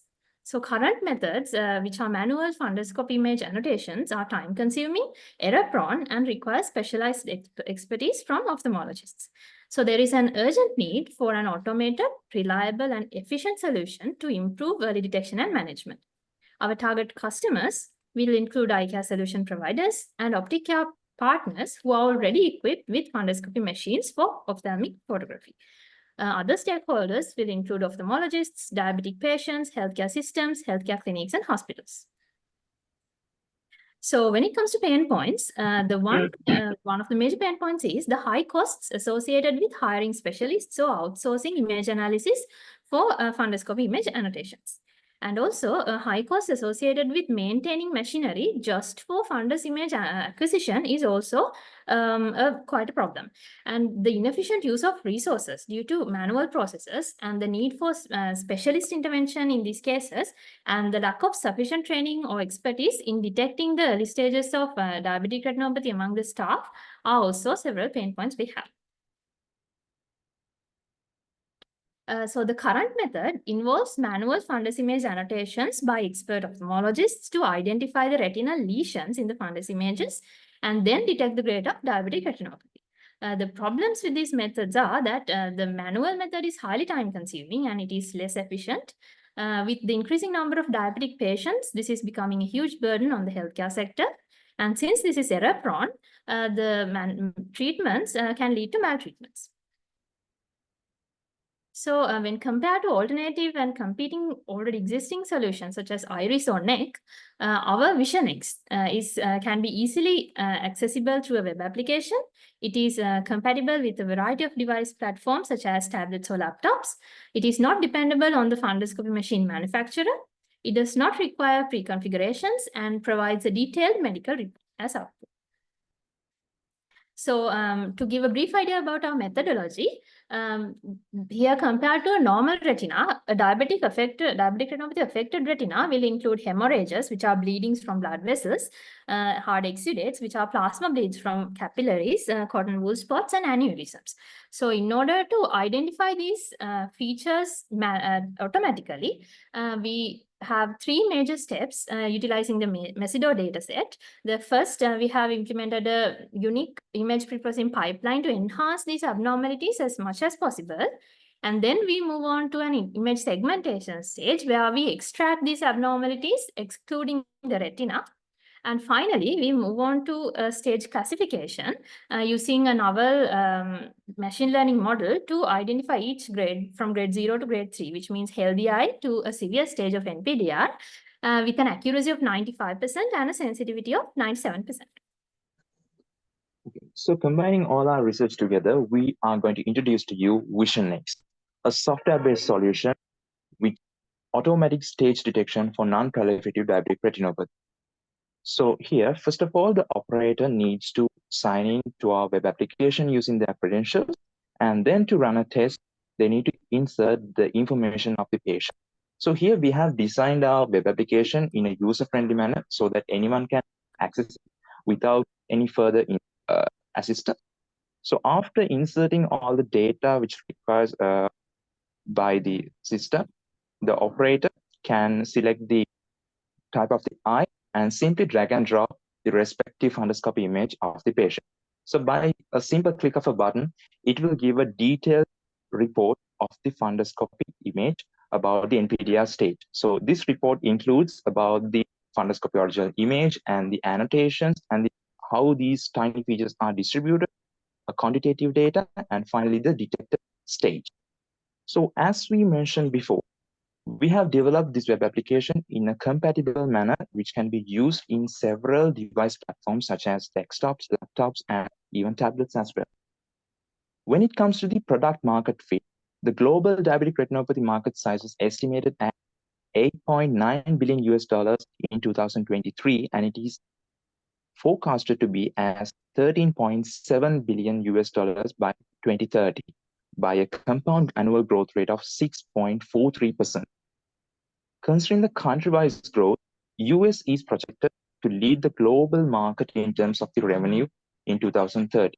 And there inside this revenue, the non-proliferative diabetic retinopathy holds a larger value compared to proliferative diabetic retinopathy. When it comes to our business model, our targeted customers are divided into three categories. First, the optic care partners eye care solution providers and health networks. So here, our main targeted customer would be the specialized eye care center.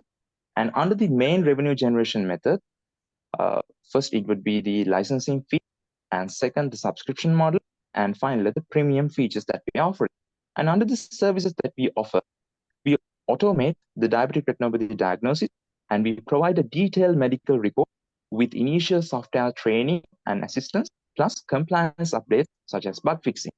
And also under the additional services, we are planning to make it integratable for electronic health records and offer API services for third parties, data analysis for research, and custom reports for our special stakeholders. On the journey of making our product into a fully functional and commercialized product, currently we are in the TRL level of partial scale prototype model. And this is our revenue generation model. So we are planning to sell our software at an initial licensing fee at a rate of $499. And we have 3 monthly subscriptions called Basic, Standard, and Premium. So these subscriptions differ based on the number of tests that we are offering and also the additional features that we are giving, and plus the training sessions that we are offering per year. Under the customer engagement and traction, here are some of the special insights given by the renowned ophthalmologist in Sri Lanka about our product and how it's gonna address the diabetic retinopathy scenario in Sri Lanka. So here's the roadmap for next 2 years for the product Vision Next, moving from TRL level 4 to TRL level 9. Therefore, we are planning to have a fully commercial product by the end of 2026. Here we have presented our financial projection for the model development and software development included with additional expenses. As you can see, the estimated cost is $28,700. Based on the researches and assumptions, we have estimated the revenue generation for the 2 years as presented on the right-hand side of the slide. The expected revenue is for the second year is $240,000. Based on our requirements and calculations, we are seeking for an initial investment of $30,000 and with an equity of 10%.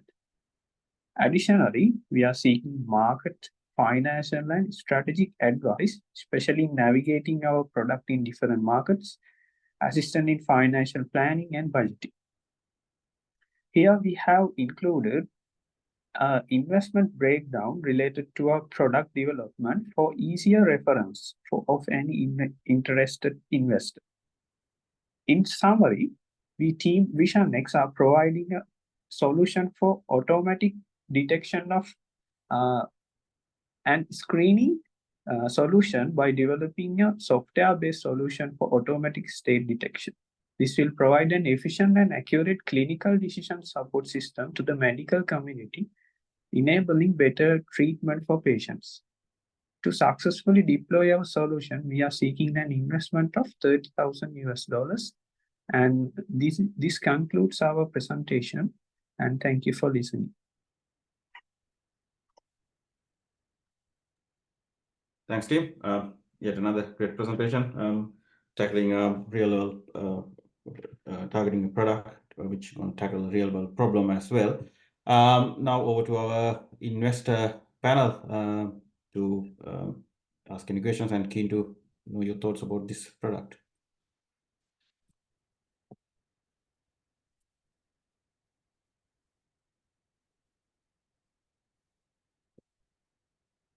Anyone from the investor panel? If there's no one, I will probably ask a few questions. Now, it's really good actually. I literally don't understand anything about the medical technology side of things, but the way that you presented it and the validations that you've done already looks really good.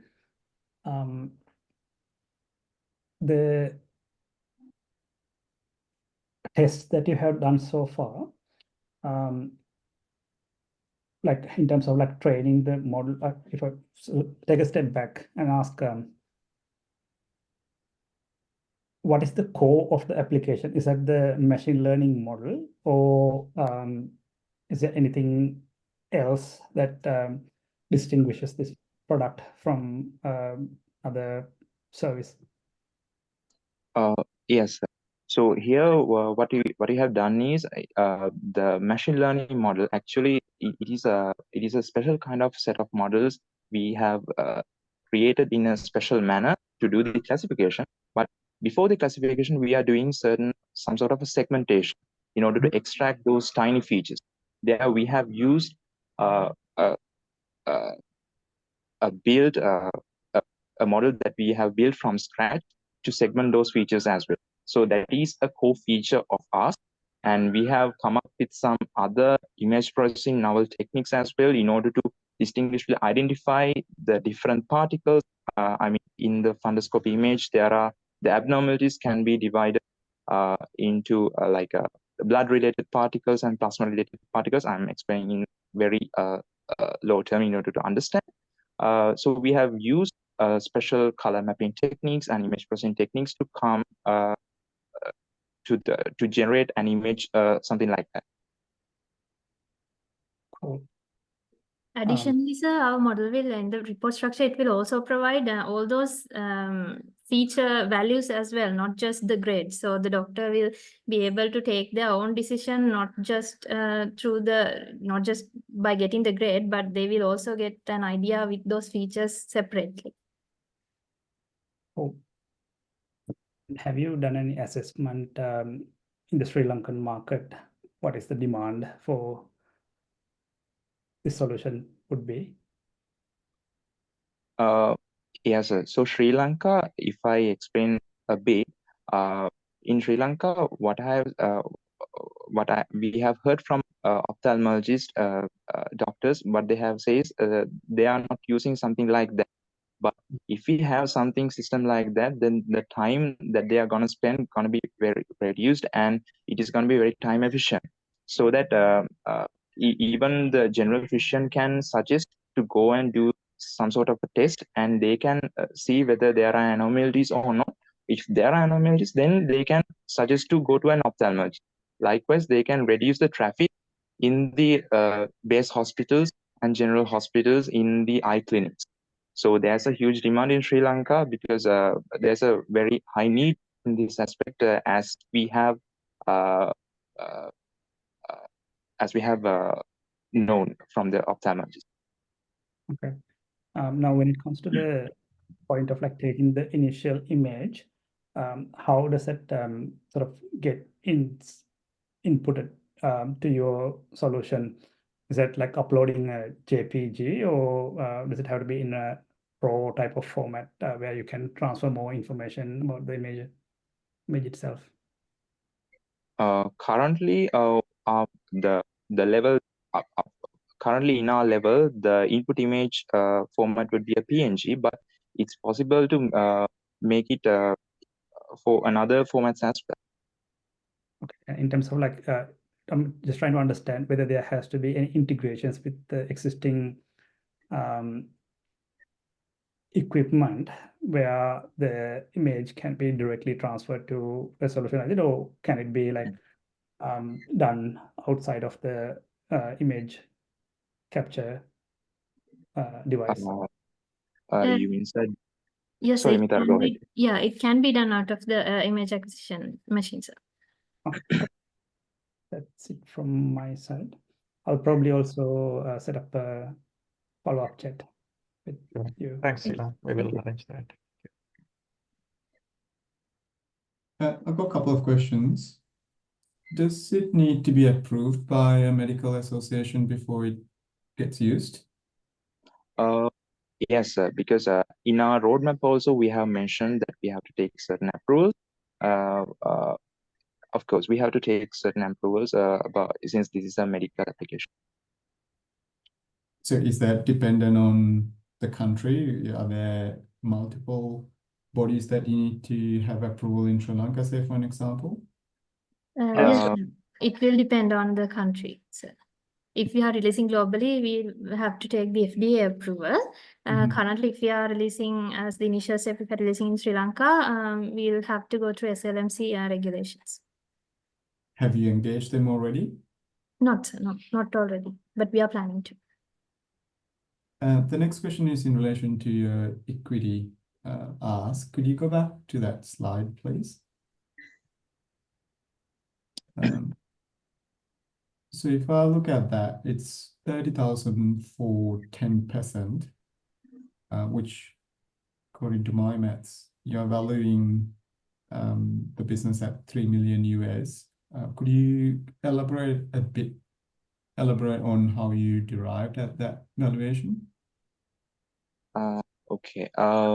So if you look at this financially projections, if you move on to this chart, initially we are planning only to issue 50 licenses, and on the second year we are planning to issue only for 100 licenses. And so our product revenue generation not gonna limit to the initial licensing only. So we have monthly subscriptions as well. So by year on year, if we can increase the number of licenses, then we can increase the revenue, as we can see here. Even only by 150 licenses, after 2 years we can generate a value like $325,000 US. But when it comes to year 3, 4, this is not going to be linear. This is going to be exponential. Likewise, we believe that within a year of 5 years or 6 years, we can reach that target, as you mentioned. It's a pretty big valuation. So if I was to invest, what I would look for is how are you proposing to do that growth? What are the markets that you are hoping to grow into? Not should be more than hope. What you are expecting to grow into, and what channels are you going to use? So it's probably something you will need to strengthen more to have a defendable valuation, like a big valuation, like a $3 million valuation, would be my counsel. Thank you, sir. I will.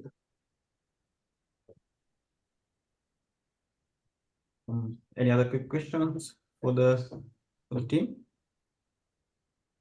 Really, just one question from me. Really impressive presentation, especially the way you structure the presentation is definitely worthwhile mentioning. The competition, the global likely competition, it may not have right now, but ultimately is a signal processing happening underneath, and another company can come up with the same solution. The input image is already available globally everywhere. When you go to a optometrist, they spit out this image of your eye, and then you do the signal processing part and spit out a report. Help me understand the competition side of things, or the likely competition around the globe for this sort of product.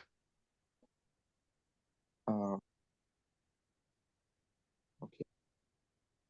I'll move on to this slide, sir, in order to explain. So I think Mitara.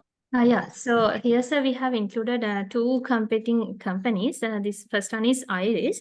In that company, they have actually used a special equipment. They have their own equipment, Fundus image capturing equipment, and that equipment must be used to capture the image, and then they send it to a cloud and then process that, and that's how they give the output result. And that is actually, according to their website, it takes a certain time, and not unlike our method, which produces the output within seconds. That takes much time.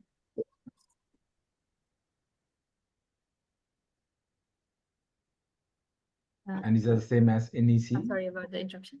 And then when it comes to neck, it is actually only currently based on the UK. Ireland and England, and it is less adaptable. It is kind of a complex structure.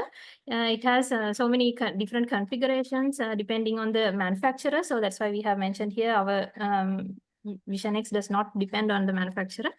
And they need special training for the staff as well. So that is the kind of existing market right now. Excellent.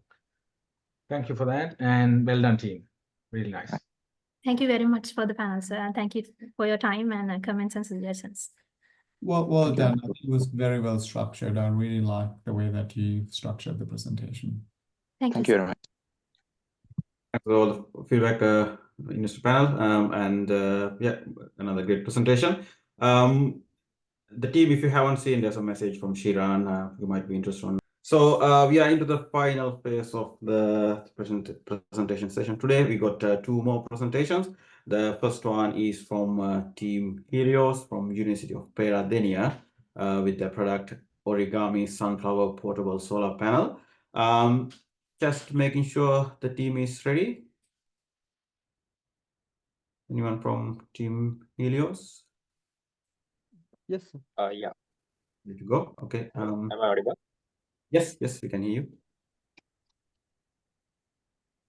Okay, Team Helios, can start presenting your slides and get going.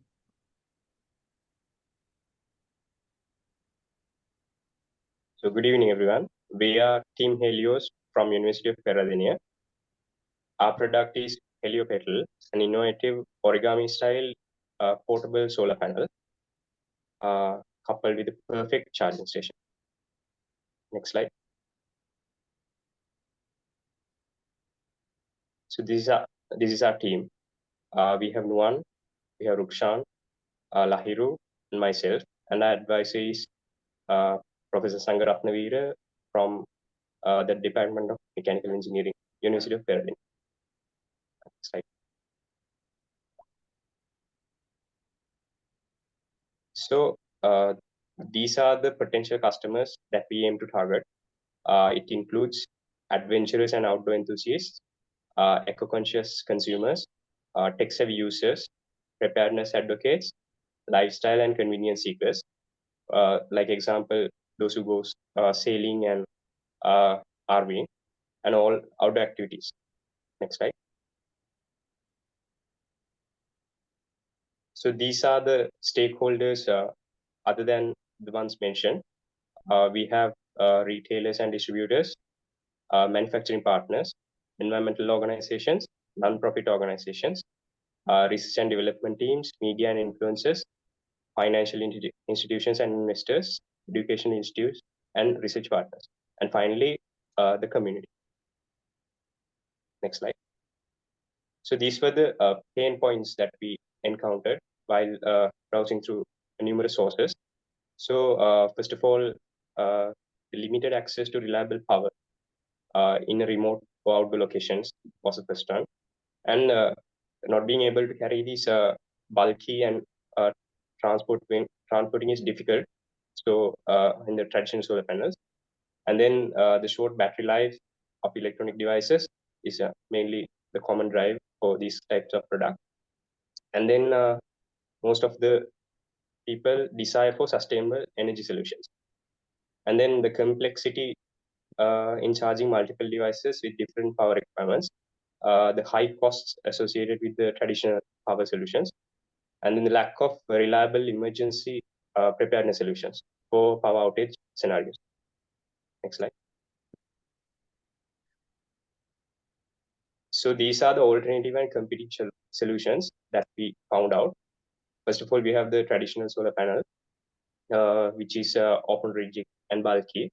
So it is designed for a stationary use. So you can't carry it comfortably everywhere.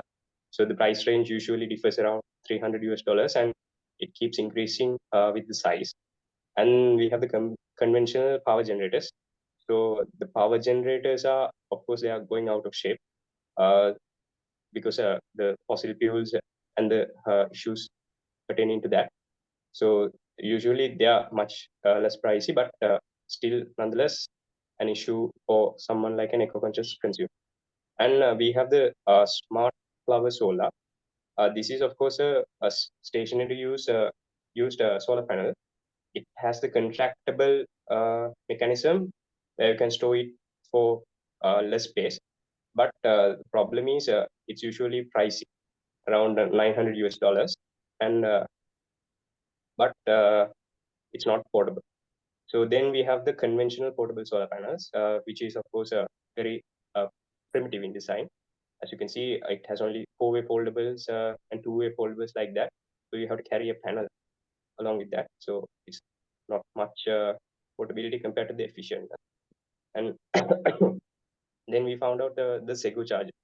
It's much more portable and contractable, but only 25 watts are produced with one panel, and their reasoning to increase the wattage is to couple panels together. So thank you. I invite Rukshan to explain the rest. Thank you, Kevin. Our problem solution is this is our exploded design. The Heliopetal is the innovative origami style portable solar panel designed to provide a compact, lightweight, and highly efficient renewable energy source. It is unique foldable design, ensure to easy to transport and quick setup. And it is very useful for outdoor enthusiasts like hikers and campers. So it is eco-conscious and consumers. And we provide the state-of-the-art battery station to cater the need of multiple devices throughout your adventure. This is the exploded view of our main parts. There are 2 parts. This is our tripod and the solar panel part, and another one is the battery system. It is like a compact device. These are 2 components in our main solution. Our product is different from alternatives. There are 3 main subtopics: design-wise and material-wise and electronics-wise. In design-wise, it is more durable and reliable construction. We use a weather resistance material to with staying more durable time, and it is an innovative design. And we integrated features make more than basic needs. We integrated night lights, cooling fans, and integrated chassis, much more like that. In material wise, we use it is very effective use of fabric, because we can fold the solar panels and make a stack like that. You can see in the next slides.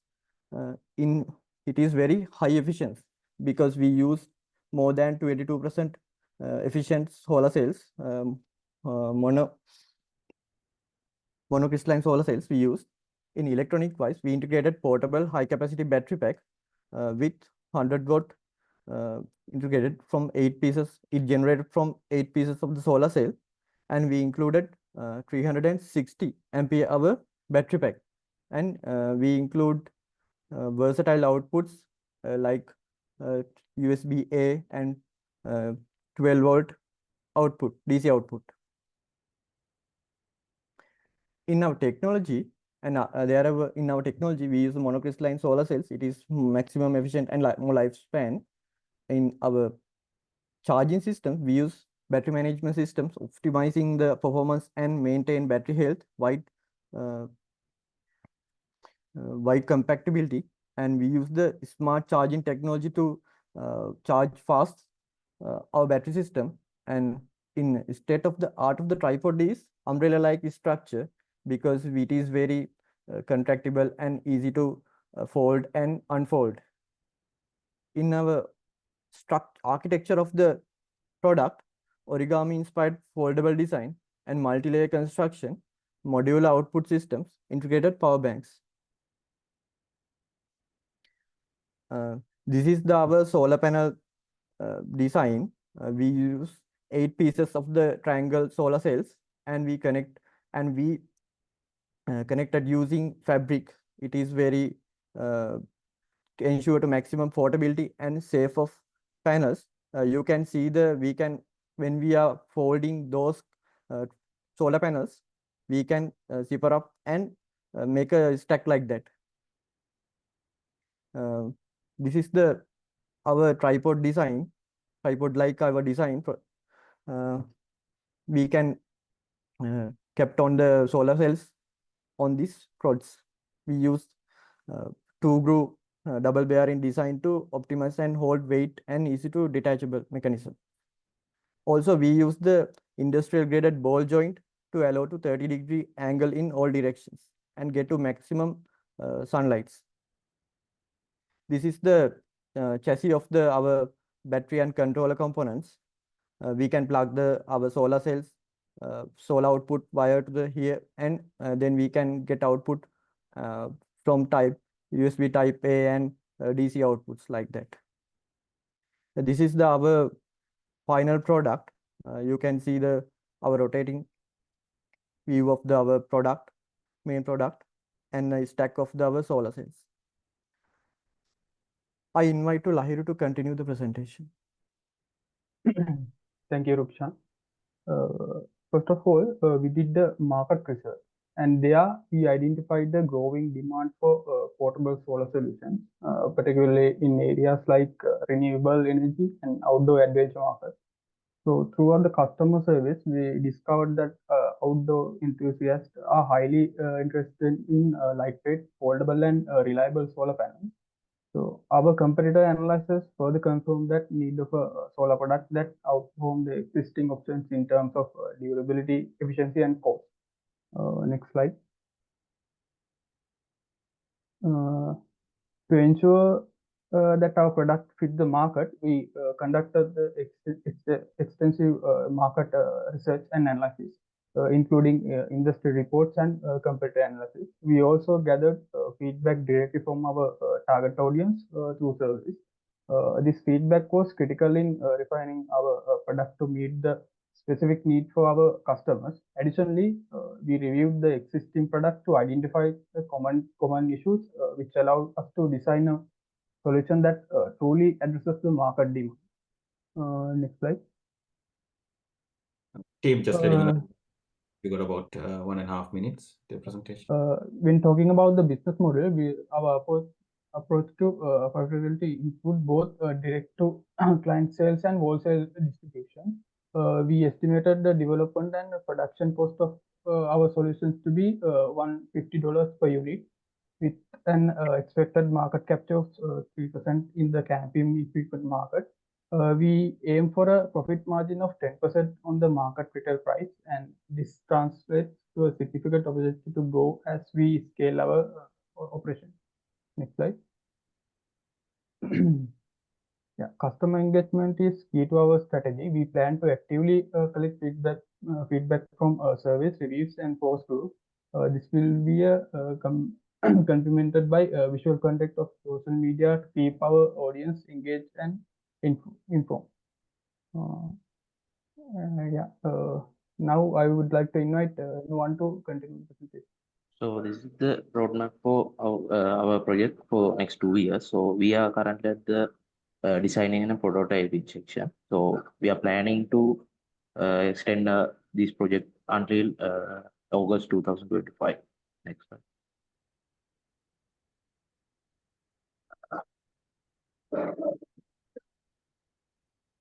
So can I continue? Yes. So this is the financial roadmap. So here you can see the revenues and the expenses we are planning and the profit we are targeting. Next slide. So as per our ask, we are offering 10% of our company with the shares distributed based on the investment amount and the company valuation. So we currently seeking around $7,000 around that much for scale our production, expand our market reach, and continue the R&D. So beyond the financial investment, we are gratefully seeking advisory support in the areas such as technical advice, marketing, financial, and especially strategy guidance. Next slide. So in summary, so outdoor enthusiasts face challenges with current portable power solutions, such as their bulky emission and lack of versatility. So our solution, the Helio pedal, it is a innovative and origami style portable device, which is very compact, efficient, and multifunctional. So till now, we have received positive initial feedback and strong interest on our product, and we have seen a big demand for this. So our budget is around 7,000 USD dollars to finalize our prototype and the continuation of the market research and development of the other marketing material. So additionally, we welcome any advice on the product development and the scaling for ensure the successful launch. Next slide. So if you have any question, you can ask now. Thank you. Thanks, Tim, for yet another great presentation of a great product idea. Now we directly move on to our investor panel. Any questions, comments about this product? Can I ask a couple of questions? Did you do a patentability research? Like, so there's huge competition in this space, right? So there's so many companies out there with Origami solar panels and already in the market. So what is the difference, real difference? You said portability and things like that. Did you really test this in outside outdoor environment? Like, looks like for me, compared to others, foldable solar panels, if there's wind, this will fall over. Did you test it? So hello, am I audible? Yeah. Yeah, so we are currently doing the simulations also, fluid dynamic simulations to test whether it's compatible with outer conditions. And of course, we thought of implementing 3 hooks under the tripod, which it's a generally available method where camera tripods are used. So you can increase weight at the bottom and then keep the structure stable. So we aim to optimize the tripod also. Furthermore, like extending the area of the leg, so it has a low center of gravity and then it's stable on structures outdoors. So for the panel design, of course, we thought of using magnets mounted on the bars, and then we use a simple Velcro design to keep it in place. And so did you really do the before doing a CFD analysis? Like, so I understand that. Did you do a prototype test? Like, for example, you can make this out of paper, right? You don't need solar panels really. Just take it outdoors and then see if it is stable. Yeah. So like if you have to carry additional weight to make it stabilized, then you lose the point, right? Yeah. So anything available is probably enough to keep it stable, because usually the dimensions are like 1 meter in diameter. So that's fairly, I think it could against mild winds. So other than that, we did some paper preparations beforehand to ensure that it holds and it's compact. So what is the main patentable innovation here? Of course, the fabrics are mostly used in other portable panels also, but they don't utilize like the clothing that we use, the shirts and then the t-shirts. They are of course fabric. Then it has a long duration of a lifespan. So the other panels, of course, they have trouble setting up, and then sometimes they tear off, and then the wear is high. So by integrating this fabric design, we aim to eliminate that. So that's kind of a point. The one you saw earlier, that there was a Sego charger panel. They use the laminate which comes with the solar panel. So I think there's still a Kickstarter campaign, I think, also. But when it folds and unfolds, like a lot of times, I think it will come up. So our design is better than that. You haven't tested the hardware prototype, right? So this is still in simulation. Yeah, we aim to fabricate it in the near future. Okay. Thank you. Thanks, Prashant. Any other questions?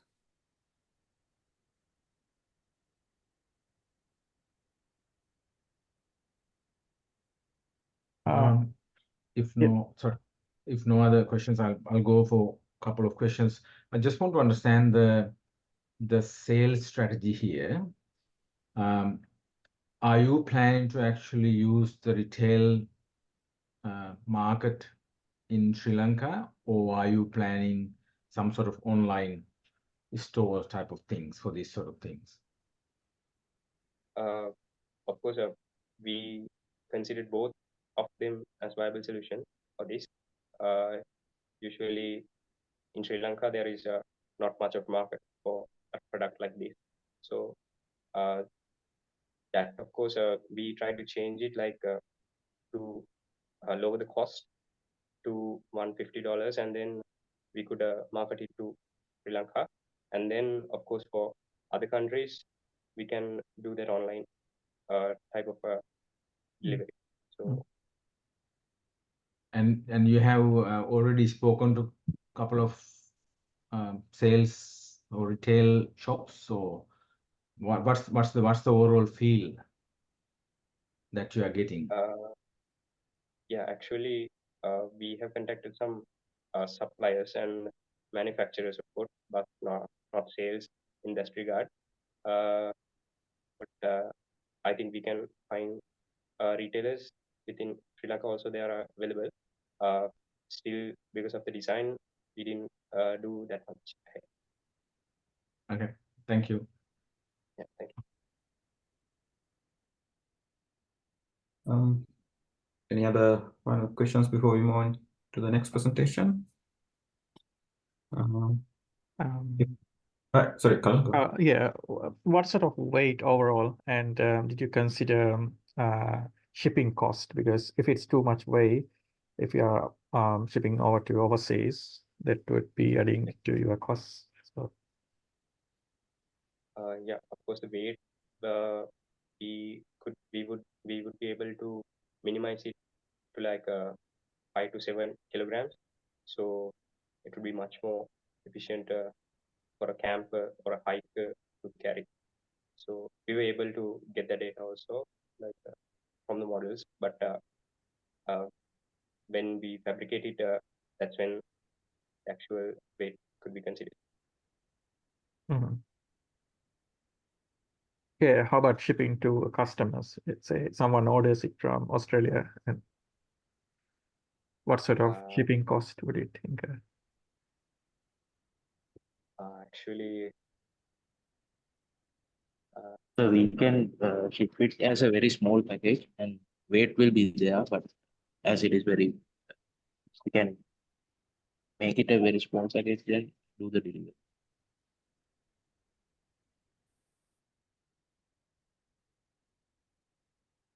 Okay, thanks. Okay, thanks to the panel for the questions and comments and the feedback. And yeah, well done, team Helios, with your presentation. Another great presentation in the mix. Just checking whether anyone from Auxilium available for the presentation.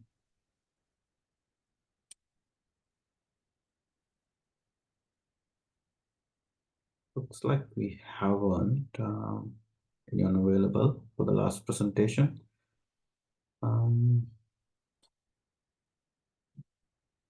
which might mean we might be able to conclude the session then today without them, unfortunately. Yeah.